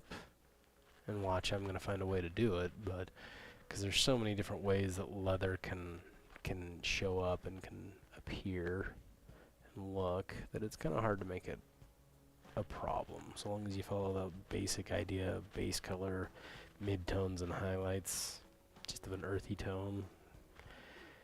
Mostly it's in the texture, and it's kind of nice. It's relaxing a little bit to not have to worry too much about it.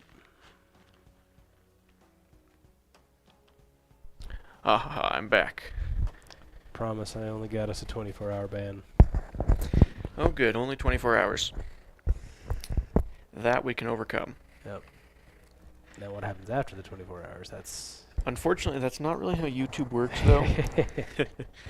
YouTube tends to just say you're demonetized, and then you have to go dispute it, and it takes, a few weeks. During which time you're losing all your money. Yeah, knowing my luck, they'd be like, and not only are you demonetized, but we're going to push your videos now and put a ton of ads on them so we can make money off of it. Oof. That'd be dirty. Feeling that's Matt that just commented. And here he was saying that you wouldn't know who he was. That And I wasn't going to say anything, but you saw through it. Yeah, when Stag is usually his thing. Yeah, it's his Discord, I believe, as well, so...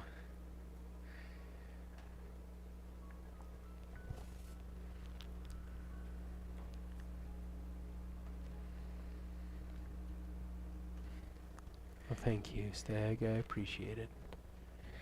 Best thing since sliced bread. Best Yep. things.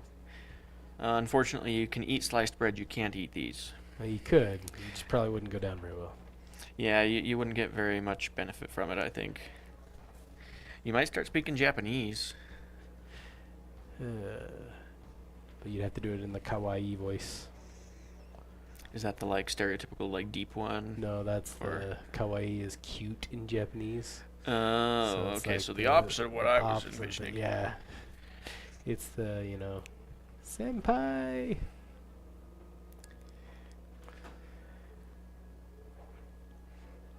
Basically, when you see the body pillows for anime, that's the voice that you imagine that those guys have in their heads when they're sleeping next to them, or whatever they do with them.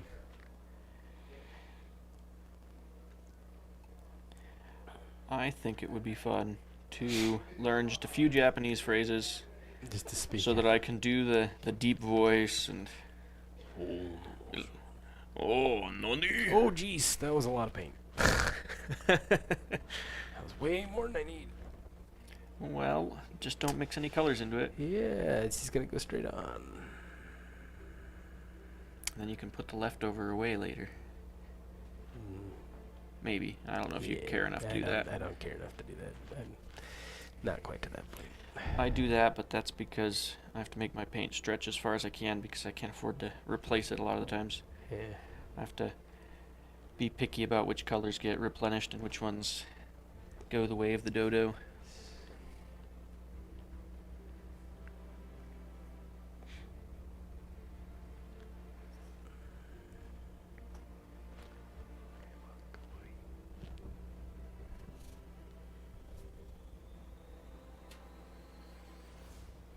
I did have some people while I was up there asking how long we were planning on streaming, and I don't really know. Yeah, it's a good question. I'm just going until you say to stop. Guess we'll just go until we feel like we're in a spot where we should stop. Oh, the Bob Ross stuff. Paint by numbers. Yes, this is color number 7. Right here. And it goes in this area. Okay, let me take a count real quick. 1, 2, 3, Actually, I think I am right about it. So. 4, 5, 6. I am actually also at, I think, my 7th color that I've used in this scheme. 4, 5, 6, 7. Oh no, sorry, I'm at 10. So this is actually color 10. Sorry, Stag. Just happy accidents. Yeah, well, no, there's unhappy accidents too. See, this army is a happy accident. I Okay. accidentally acquired it, yep. Mm-hmm. No, mine was planned. The credit card just happened to get away and Fell into the.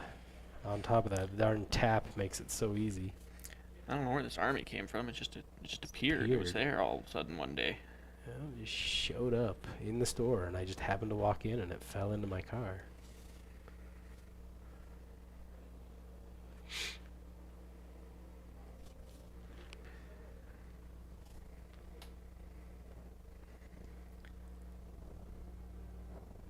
I guess go to whatever point you want to, and when you're ready to stop, we'll call it a day.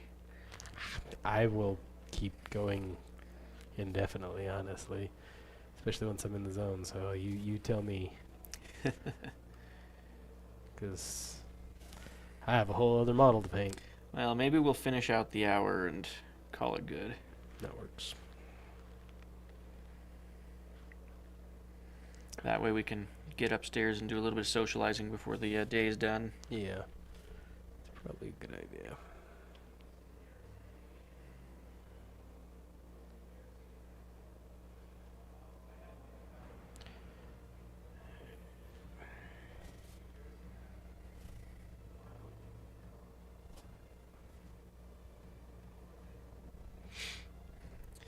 So that means for those watching, we've got about 45 minutes left of this stream, and then we'll call it a day. And As I throw my model. just like that, he chipped the paint. Gah! Guess he's got to I'm start out. over. Never mind. Restart the clock. See you in another 4 hours. We've only been out for about 3 hours at this point. I think we started a little bit after 3. Yeah.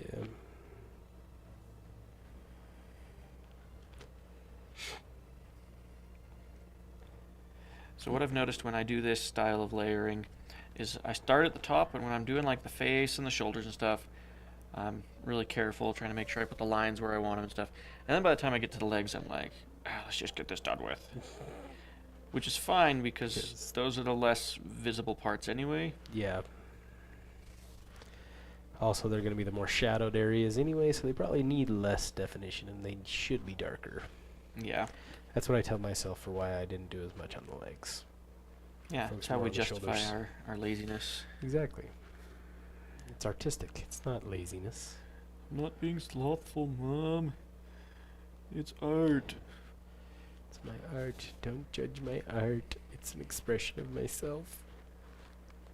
You express yourself as a Japanese demon? Some days. Hate to tell you, but you might be a weeb. I wear that proudly. I have officially watched all seasons of Attack on Titan. I have also watched all the Attack on Titan seasons. Watched them in like a period of 2 weeks. I am going to a Baby Metal concert in July. But you still need to listen to them. For a second I was like, is baby metal a genre? No, it's a band. They're Japanese kawaii metal. That's how I know what kawaii means. Is it's cute. And so Cute metal? It's cute metal. It's pretty great. Baby I- metal's awesome. I don't know. It sounds a little weird. Oh, it is, but it's the good kind of weird. You'll like it. No, they're really fun metal. Like one of their songs is Ine, which translates to how nice, and it's like, oh, this is such a good day kind of thing. That's what they sing about. Interesting. But they're coming with bloody metal or bloody wood, which is a Indian take on Bollywood, but metal. So it'll be fun. Interesting. See, when it comes to like rock and metal and all that stuff, I usually am the kind of person like I find a song that I like, I hear it on the radio, and I'm like, okay, that one goes in my playlist. And then I never actually know who Who did it? sang it, or so I've got all these Yeah. bands that I follow, and I don't even know anything about them. I just like, oh yeah, there's one song I liked, so now I follow that band. Yeah. It's not a bad way to do it. If you find something that you like. I was going through some of my playlists the other day looking for songs to add to our like store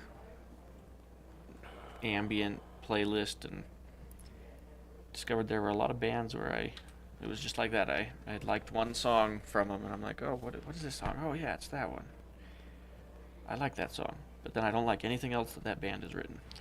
Yeah, that happens sometimes.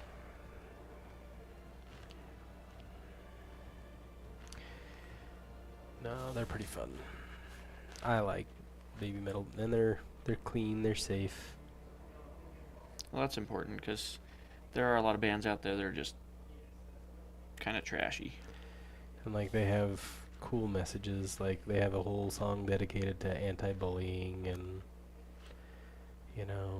a song about chocolate. They're just fun.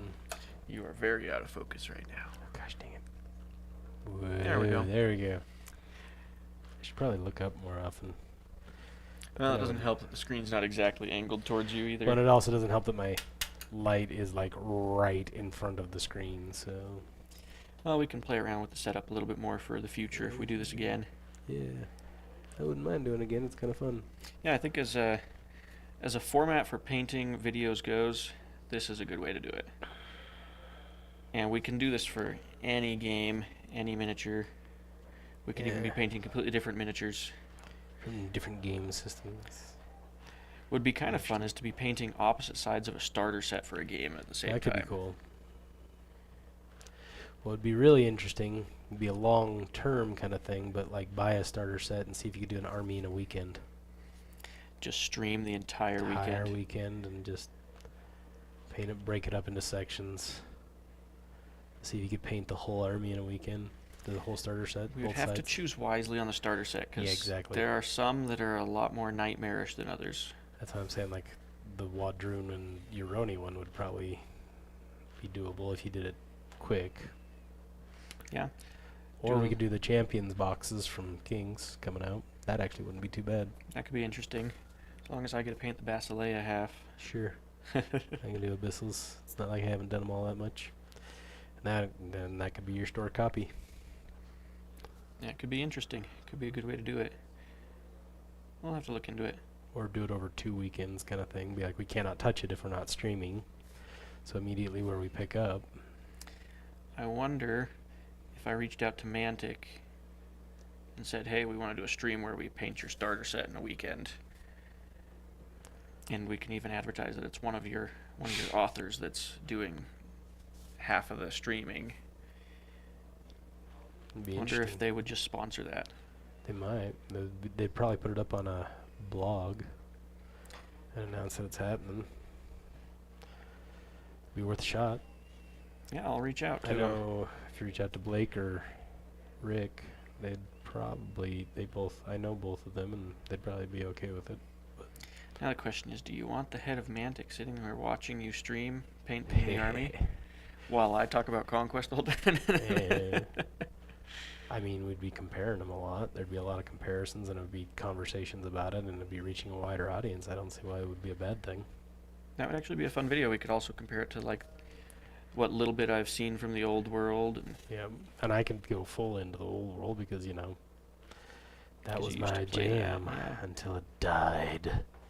in fact, if you wanted to, you could. I have the rulebook for the old world. You could look through it, see what rules are actually still the same, and what's completely different, and then you'd be able to really give some insights into the differences between that and Kings. Definitely be up for that. Yeah, we should look into it. And when do those release? Which one's The they're shipping end of this month, hmm. so that could be actually pretty good. I could reach out to Kyle. Yeah, and I'll shoot a message to Rick on Monday and see what he says. 'Cause, yeah.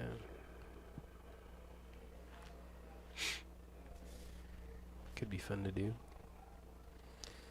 I would have to get somebody to cover the store, and it has to not be on Icon weekend. Yeah, well. And I would have to, clear my schedule for the weekend as well, so. Darn family and kids getting in the way of my hobby. Okay, so that layer of... Oh, no, there's 1 foot. Right as soon as I declare it, that's when I notice Exactly. that there's a spot that I've missed. That's how it works. We are almost done with this layer of orange, and then we get to do the magical step where we throw the wash over it and it Wash blends over all it. together, and we're done with the skin. Nice.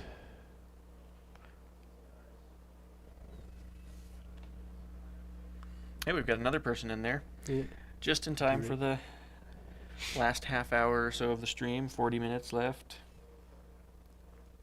It's alright. Better late than never, right? And you can always go Exactly. back and watch the recording later.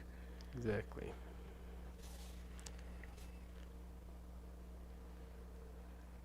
Honestly, I've made more progress than I expected to. For only being 3 hours into this model, and having the skin and the base colors on most of the armor done, I'm feeling good about this. This will be probably about a 5-hour total model that I work on this one, and then it'll be done. Yeah, I think I did 8 hours on that one. I'm probably looking at another, maybe 4 hours by the end of this. I bet you I got another 3 hours or so left on this one. Give or take. All the way to finished. Then I can get them up in the display case and show people like, hey, look, this is the new army. Exactly. Here's what you can expect. Now, though, the way we discussed those guys, now I'm kind of excited to do those guys too. Yeah, with the burning bellies. Molten belly, I think that'll be awesome. Yeah, I'm gonna have to do that idea too. Oh, the Stampede's back. Wonder if it's got to be different children, because there It's was gotta not any evidence of children when I was up there. They heard you coming. They're like, hide! He comes.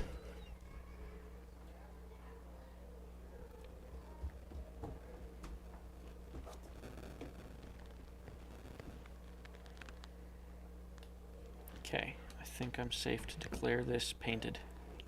Well, the skin painted.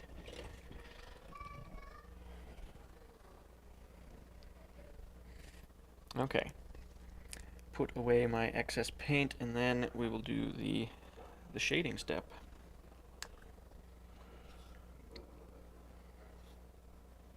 Funny part is I don't even think they make this squig orange paint anymore. And I have no clue what color I'd put in its place.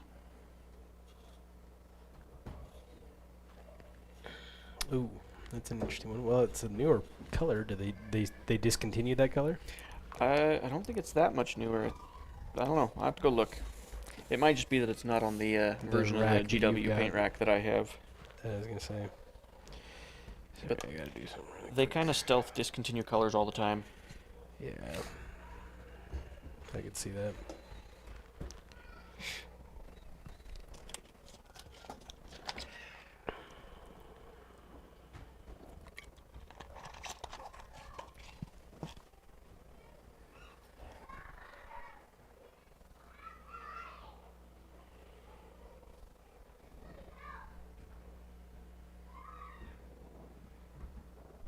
Okay. Well, so now I'm going to take Reichland Flesh Shade, and I'm going to do an overall wash on the skin, and this will tie the 3 different red tones together and make it so that the contrast between the orange and the red isn't quite so offensive to look at. Fence is a strong word. I don't know, on camera it doesn't look quite as contrasty as it does in person. Yeah.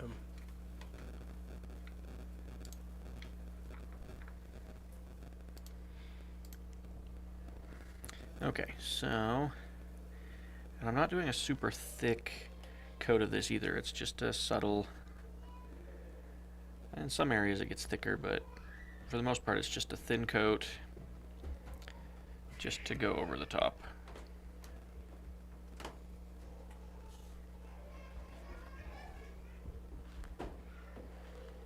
At least they're having a good time up there. As funny as it is to say, so for those that are watching the stream wondering what's going on, we're in the basement of my store doing this stream, and there's some kids that have come in and are running around upstairs, and I'm just waiting to hear the thud, because every time kids run around, one of them eventually ends up clotheslining themselves on one of the wargaming tables. Every time. Every time. So I'm just waiting to hear the thud, followed by the tears.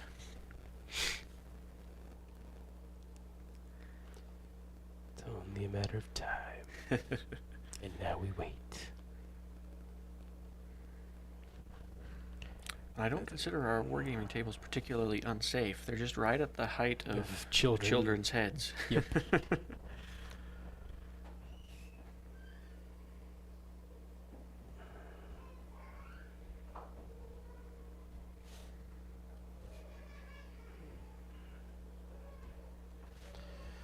only got like half of this one.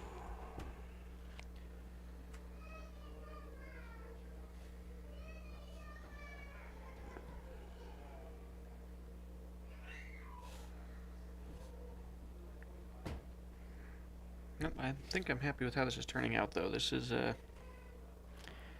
looking nice. There's some spots where I'll just have to not look too closely because I didn't do quite as fine of a highlighting as I'd like to have done. Yeah, that's fair. It's kind of where I'm at, and I'm trying not to focus too much on the leather because it's passable. There comes a point, like, I want to be able to do fancy detail everywhere on the mini, but there's a point where you just have to say it's done, Yeah. because otherwise it never gets done. No. Otherwise, you could spend forever just sitting there looking at it.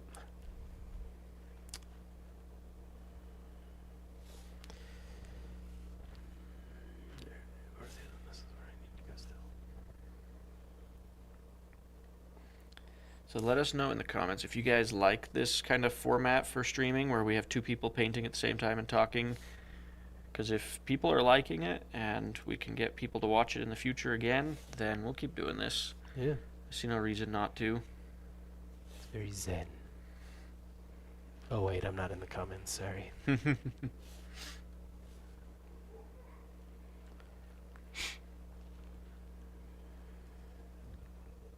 Definitely prefer it to streaming by myself, though, Yeah, I imagine.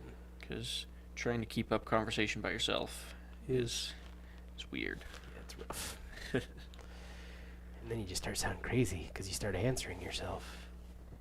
And people start getting worried, and people make phone calls. Do I like painting? Why, yes, I do. It's the best. It's the best. You say that, and immediately the line that comes to my mind is, "Why have you not been baptized?" I've not been baptized. One day you too will understand the importance of wearing stretchy pants.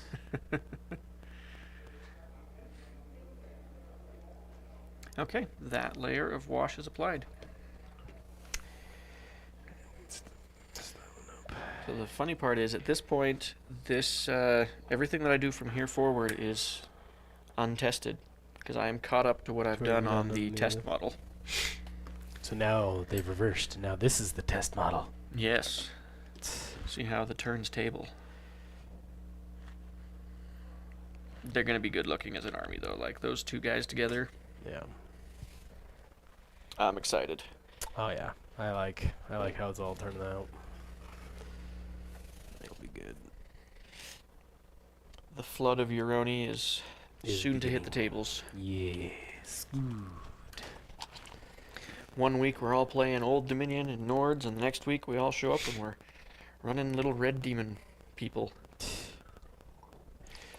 Oh, darn it. I forgot my snakebite leather. Well, guess I won't finish the leather till later tonight. What'd you forget? The snakebite leather contrast. Do you have any? Actually, I don't know if I have that one. Let's see. No. Yeah. Nope, I don't think snakebite leather is one that I have in my collection. I don't. Yeah, that doesn't surprise me. Most of the contrasts I use are like bright colors, because I like to use them as washes. Yeah. Well, the snakebite leather is a little bit like a reddish brown, so it's what brings it to this level. Right, it's what bridges the gap between those two. So knew I forgot something. That's alright. I guess I could start doing the sword. Ugh.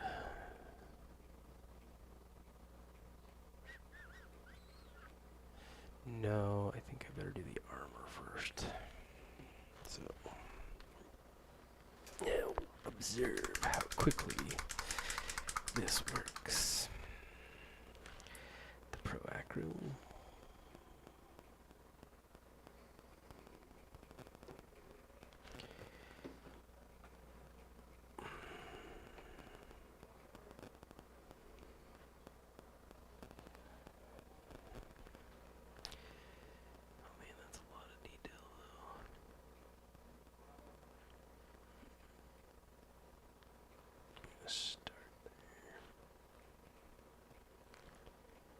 That's the other thing, you're talking about doing all the scroll work on all the empty flat spaces, but honestly, there's a lot of that already built into the model. You look at it.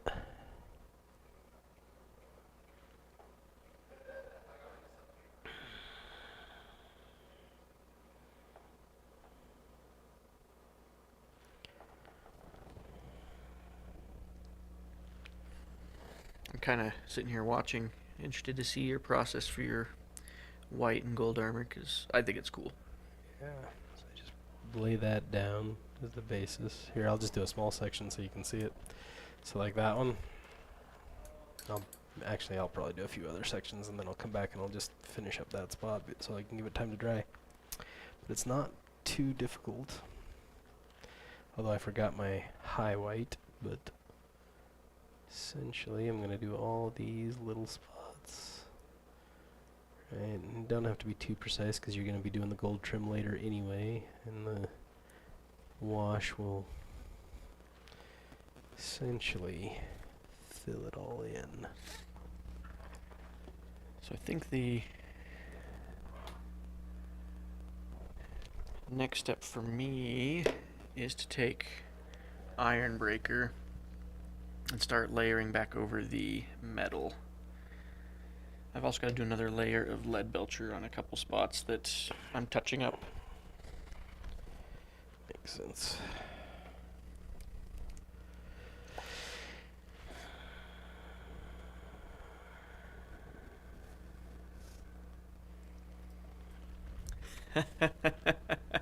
No. The answer is no, Stag. No. Just no. Now that he knows you don't like World War II history as much, he's going to bring it up at every opportunity. Every opportunity. It's not that I mind World War II. I'm just tired of it. For those of you that aren't aware of the situation, some context, I am a high school English teacher. That is my day job. And so I do a lot of like outside reading projects for my students. And sometimes I'll do themes like it has to be nonfiction. Well, every time I do nonfiction, 90% of the books that come back are World War II. And I'm just very tired of World War II history. Not that I don't think it's important or anything like that. I just don't want to read any more about it. I mean, what other nonfiction history books are we going to read? Right? I mean, it's not like there's not 6,000 years of recorded human history and then all the archaeological stuff we're discovering and theories about that. So would reading like a Shakespeare play be classified as nonfiction? That would because not be nonfiction. Okay, That would be... even if it was one of his historical... Yes, because his historicals are about the equivalent of, based on a true story from Hollywood. I see. Like, you do the one-to-one comparison.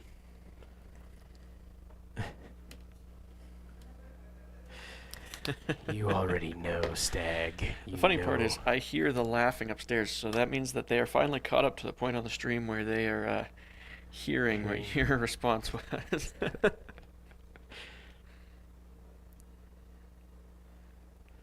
So see, a couple layers of that really layers yeah, on you've got your nicely. nice white. Nice white basis down.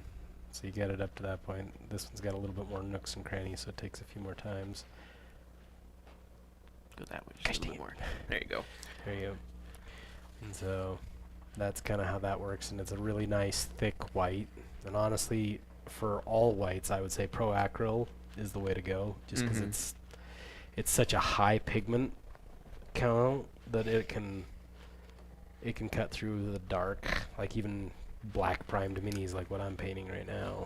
Yeah, it's impressive that, like, watching you right now, just the one coat already has most of the work done for you there. Yep. And it makes white so much nicer to deal with.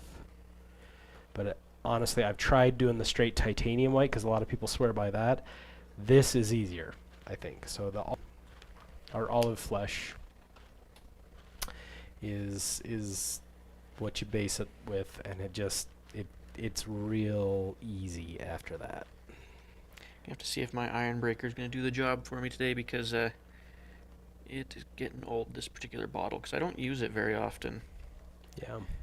And GW metallics, I love them, but when they start getting old, They turn into like this crusty. goop stuff that you have to water down a ton to be able to use it. Yeah. So does Tyler now. Tyler can never mind. Tyler, you traitor! Tyler! I'm coming for you! I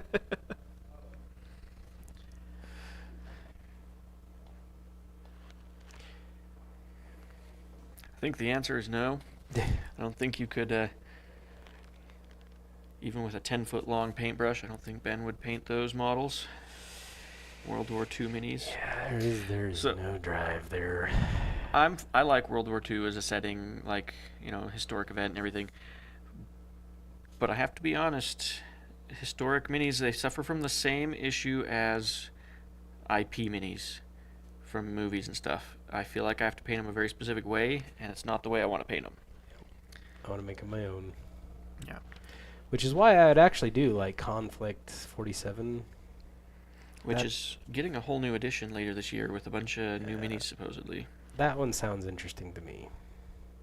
I could probably do that one because then, yeah, I don't feel like this compulsion to get the history right behind the uniforms that I'm painting because I can just make up my own stuff. Okay, I'm liking this so far.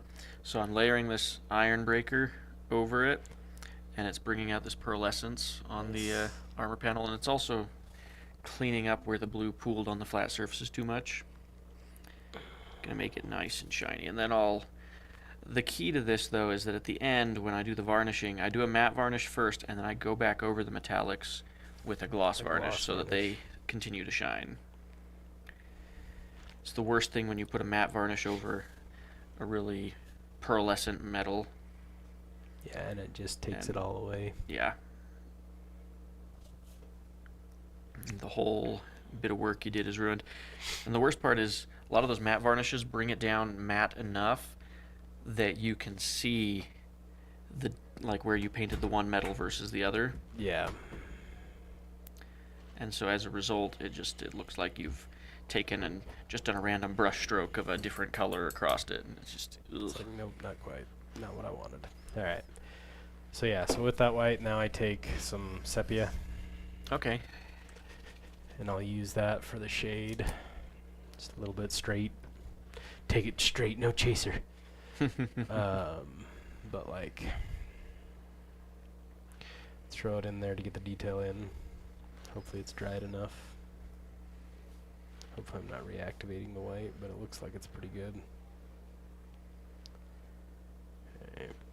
There's a lot of detail in that one, so you want to go pretty heavy with it. It's still a little bit too wet because it's not pooling quite enough. Move it to your right just a smidge. There you go. You know what? I need to do this. I think it got bumped a little bit. But okay. So it really works well on these nice flat panels too.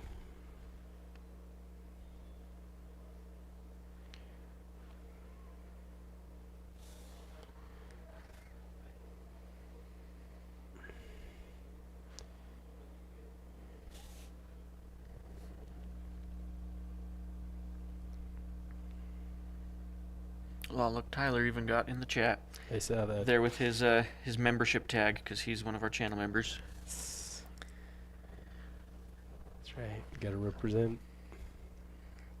It's kind of fun with the channel membership thing. I almost feel guilty doing it because I don't like asking people for money. Yeah. But then at the same time, like the features that I put in there, I don't necessarily always execute on them. Like the top tier, you're supposed to be able to do like a voice chat with me periodically, and I've done it a few times, but for the most part, the people that jump into that tier don't actually want the benefit. They're just trying to support the channel. Yeah.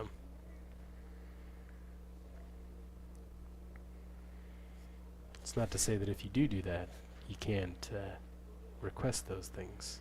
Oh yeah, I'll absolutely jump into a voice chat, especially if I'm just sitting around painting on a weekend or something and I'm not working.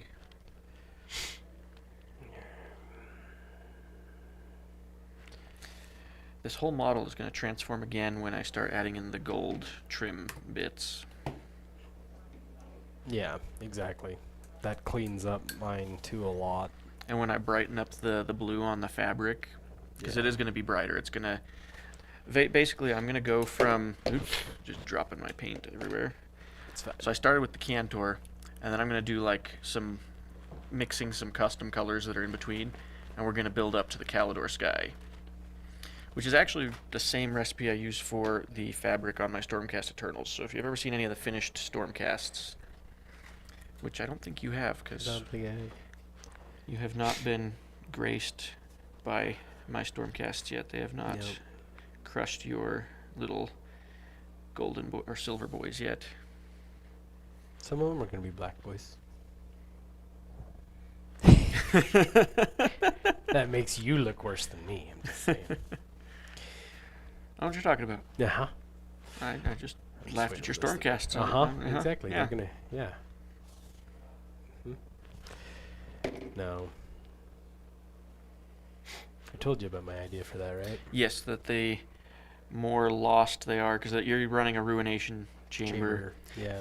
which they have a sub-faction for, playstyle-wise, where you get ward saves for your army, Yeah. which is I kind of need to- cool. Honestly, I need to sit down with you and just have you explain how list building works with that, because every time I go in there to the app, I've even put in the stuff for it. And I'm just Right like, now, ugh. it's pretty similar to Conquest in list building terms. You add a character, and that character can take certain squads, and you can take up to 3 squads connected to that character. The character doesn't actually travel with them, but for list building purposes, they are a regiment together. Okay. And then when it comes to deploying, you get to choose to either deploy a single unit or you can deploy a whole regiment at the same time. And so you basically either drop that detachment of the army all at once or you drop a single unit. But the advantage is if you finish deploying first, you get to decide who goes first in the first round. It's a very interesting way to do things. They only just started doing that this edition, as far as I'm aware. Yeah. Well, I'm interested in playing the game, but mostly the storyline has largely been what's driven me. I just realized I had a model base stuck to my... Stuff randomly magnetized to Sure, right your there. lights. Yep, well, could have been worse. Oh, yeah, I have more. I found lots more. And I'm just putting all my magnets in my... No. That's definitely... We already talked about this a little bit before, but I'm definitely more of a narrative player than I am like a crunchy player. Yeah, for sure. Well, and fantasy games are the best for that. Yeah. They're just so narrative focused. Well, they can be anyway. If you make them narrative focused, they are. Alright, so this Nope. is... Shoot. Oh no, what happened? Oh no! Guess we Okay. ended the stream. No, we didn't end the stream. Oh no, we didn't. Okay. I just bumped the button for our monitor, so go turn that back on. For a second, I thought we had turned off the computer, though, and I was like, oh no. well, So, lesson learned, don't put the Don't. power strip next to your feet. next to my feet. I will somehow figure out how to turn it off. Everybody's like, what are they talking about? One of my lights turned off, though, because one of my lights was plugged into that. That was funny. That was funny. Which, we only got about 12 minutes left of this stream, and then we're going to call it. Yeah, it's true. At that point, we'll have been just a little under 4 hours. In fact, I'm pretty sure the music ended an hour or so ago. So we've been sitting in silence now. Yeah, so not only have we been not talking a bunch, but we've also been just awkward silence. There's not even background noise to keep people happy. Alright, so see, that's how it ends up looking with just that one layer, and then I'll go in and put in higher white highlights. So Yeah, I like it. I'll do the same thing over here. Like, just keep the edges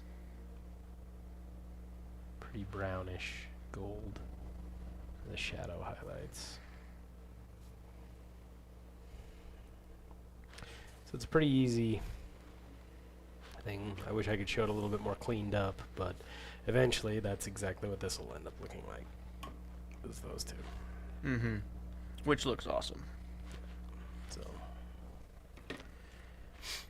the sword is the most tedious part, which I'm not going to do that with all of the different types of Oni. So Yeah, when you said you were going to go white with gold, my initial reaction was like, I don't know if that's going to turn out. I had my doubts, but now that I've seen it executed, I'm like, oh yeah, this is good. yeah, it's going to look cool, and it'll pop, which is the main thing. Like we were talking about, people tend to notice brightly colored armies more. So I finished doing all the other, and this guy's got tons of detail in his armor.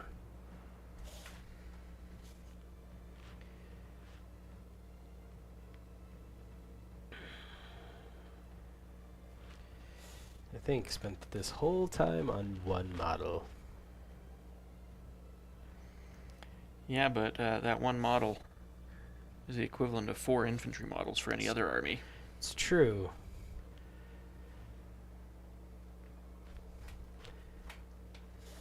But I don't... Well, no, I probably would have been able to do it if I'd, like what I did with my Nords, where I had my first 2,000 point army painted within a month and a half. Oh yeah, I think if I only had a month to paint a Yoroni army, I could do it. It wouldn't be like finished to the point where You were like all the happy fancy about it? bells and whistles are in place, but it would be good It'd be enough. Good enough. It'd be done. So one thing I'm liking about how I'm doing this Ironbreaker metallic paint, it's a little bit thinner, so it shows the colors underneath it a little bit. Yeah. And so when I'm layering it over areas like this where there was a lot of blue pooled up, Mm-hmm. it's like it's cleaned up and you see the reflection, but you also see some of the blue showing through in the shadows. Alright. So Yeah, I do it's like that. clean while also having that kind of colory shift to it. Yeah, I do like how it's looking.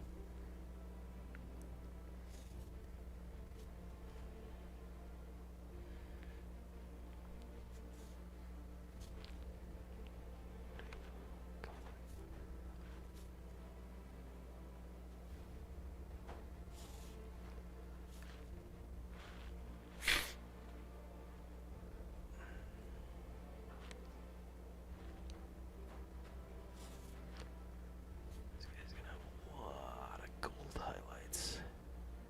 This guy might just be an hour just doing his gold highlights on him.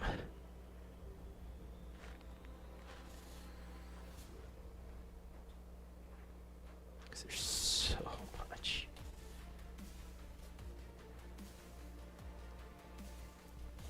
So if we do that Kings of War starter set challenge, we will have to come up with like some, I don't know, discussion points to keep the conversation going. Because if we're going to be sitting here for a whole weekend, Yeah, that's a lot. Well, it's a lot. we can talk about. We can come up with a background story for our armies if we're doing that. We talk about the lore behind those. That would take up a good hour or so, I imagine, or more. Yeah. Then I suppose you can give lots of lore. I can give all the lore. Depending. If we do the champions one, I'd have to do a bit of reading beforehand.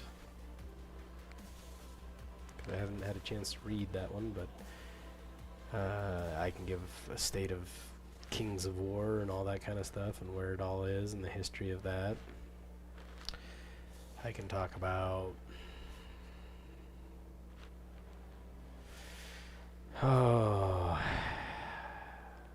we can talk about the differences of gaming communities. Mm-hmm. 'Cause there is definitely, depending on what game you play, there's a different culture behind each game. So For sure. there's a lot of different things that we could do. I don't think we will want for talking about anything because we're both gabbers. It seems like. Well, that's one way to say I talk a lot. That's the nice way of saying it. I'm just saying.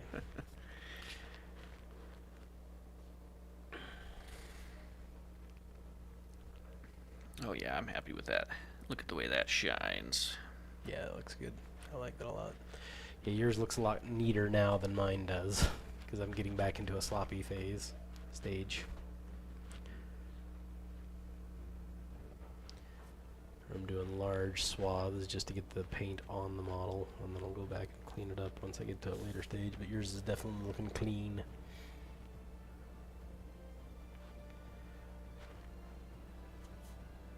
And this is also something interesting to point out too is, when you talk about trusting the process and all that kind of stuff, don't worry if your model doesn't look great at certain stages.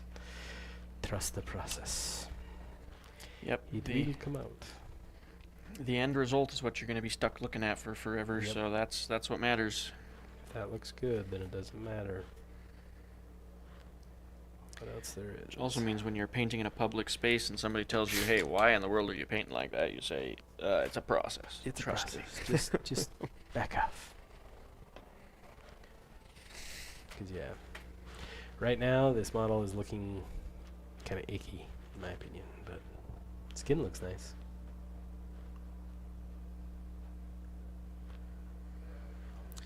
I'm debating if it's worth it to start the next step or not. With 'Cause, 5 minutes left. With 5 minutes left, I think not. So what I'm going to do is I'm just going to move over to the original test model and layer his armor in the meantime.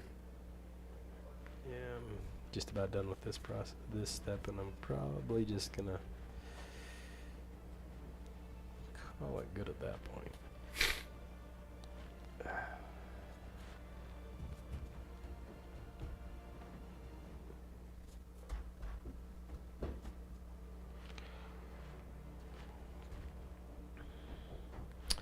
I'm pretty satisfied with the amount of progress I made.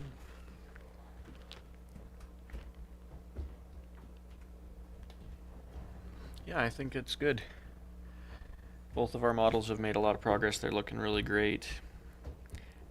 And they're going to be on the tabletop soon and crushing people. And Oh, dang, damn it. up until you make a Missed a mistake. spot. No, until I missed a spot. Missed a whole section of leather. Oof.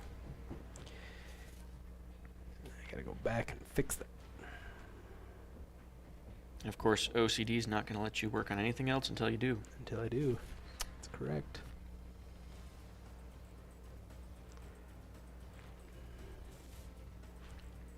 It's always around the hands. Why is it always the hands?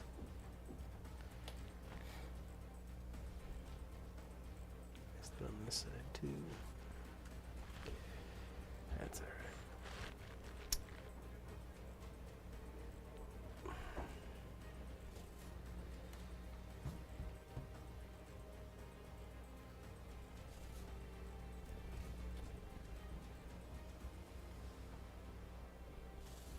Yeah, it's good enough. It's a small enough section that it's not going to be that noticeable once it's all said and done.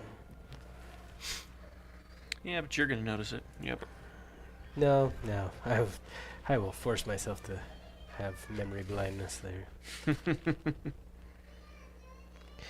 No, I'll patch it up and I'll fix it in post. And then it never got finished. And then he lied. It did not get finished in post. It went to broadcast with all the problems still intact. So now it's going to be fun as we finish these armies, and then we have to put them on live stream, play, show that we have no clue how to pilot our Yoroni. Exactly. See, Play with Yoroni are hobbits. also the one army in the game where you can do that intimidation factor that I've always talked about, where you just shuffle your cards and stare at your opponent while they're shuffling, or they're organizing their stack.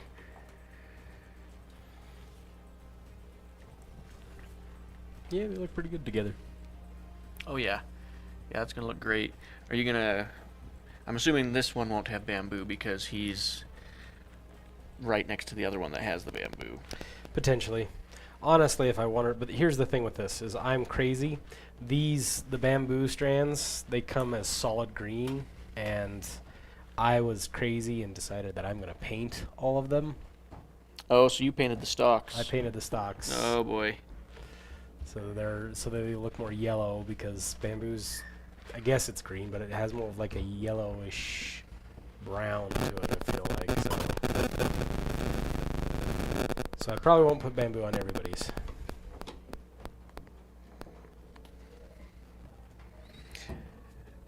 Well, it's going to look cool. Yeah, I'm excited. Like I said, I'm actually really excited to do the one Tengu guy on the water. Need to look into buying some ripple effects. The Tengu or the Kami? Because wasn't it one of the Kami that was like crouched down, like he's looking over the water? Like he's looking over the one. No, I want to do like the Tengu, like the one that's up on one leg, Oh, kind of okay. thing. Like he's jumping off the water, kind of thing. Doing I like see. a House of Flying Daggers kind of thing. Okay. Crouching Tiger. Yeah, that'd be cool. Yep, you're going to be winning some Best Painted awards at some tournaments with this army, I think. I hope so, because it'll look really good. I think once it's done.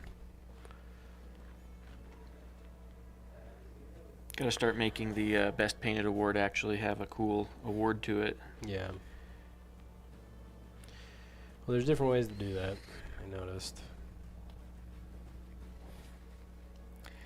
And also, this is one thing I like, speaking of comparing different, like, cultures within different game groups, is one thing I like about Kings is that there's almost like a painting competition built into the tournament. Mm-hmm. Because you have, like, a rubric for this is what the judges are looking for, you get scored bases off judges, and it affects your overall standing, but also but there's also a separate thing, it's a whole other thing that people are competing for best paint as well, rather than just an auxiliary thing.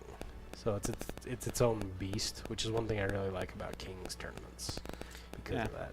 You'll have to share the like their judging scale and their criteria so I can look at it. Because we could, while it wouldn't affect your rankings for like the tournament for world qualification purposes, we could totally incorporate into like Icon like a best overall award Yeah. that where it might be possible that even though didn't get first place in the tournament, you still got the best overall because your army made up the points. Yeah. Or we call it Paragon for a lot of them as well in Kings. So you're like the paragon of what the hobby is. You did well in the game, you have a good looking army, and you're a good sport kind of thing. So you're the exemplar of what you want to do, what you want the community to be. Do they give like a do you rate your opponent's sportsmanship and like give them a score? Yeah, generally speaking, that one. So every tournament, this is the one thing. There is no unified scoring for tournaments in Kings like there is in Conquest. Mm-hmm. There's suggested ones, and there's a couple of like universal ones that most people will use, but there's no specific. You have to use this style. And so with Kings, you look at the tournament and you look at the players pack, and you can usually look at that months before the tournament is there, so that you can build your army and do all that kind of stuff according to if you're really into winning the tournament that much. Okay. So that you can get a, cool trophy. That's about all you get, because prizes aren't associated with it or anything like that either. But generally speaking, how most tournaments do it, and this is how I do it at my tournament, how I do scoring for players thing, is you have 2 separate scores for players' choice. Mm-hmm. The first one was your opponent on time? Did they give you a good game? Were they tactical? Were they aware of what they were doing? Did they mess around a whole lot or anything like that? And if they answer, yeah, they did all those things, or they didn't do the bad things, then you get all the points. And so it's just basically the only thing that you would get penalized for is if you're not doing those things. Mm-hmm. And if they do mark down anybody for doing that, then I go up and I say, okay, what happened here? And then I make a judgment call based off of what they tell me, right? So what you're saying is somebody might complain about my Cowabunga playstyle, like. I doubt that would be the case. It's more like, yeah, this guy was playing a really loose game. He kept moving his models, then moving them back, and then moving them again, and then doing this kind of stuff, and he never marked his stuff, and that kind of thing. Then, yeah, that would get you marked down in sportsmanship. But generally speaking, the base points that affect your overall standing, it's really hard not to get those. Like, you have to be playing really sloppily or, just not on your A game kind of thing. Yeah. To lose those points. And so it's more of an encouragement thing. And then on top of that, there's a player's choice of like who gave you your best game and all that kind of stuff that doesn't affect your overall standing, but will affect whether or not you get player's choice or best sports or anything like that. Okay. Yeah, that's interesting. Well, we'll have to talk about it more later, but I think for today, we're at the end of our time. I think we're going to wrap it up here. Yeah. We've made good progress on the painting, though. I'm happy with it. So we'll schedule another one of these again in the future. Thank you for those that watched and are still watching. Yep. And we will look forward to seeing you guys in the next one. Sounds good. Have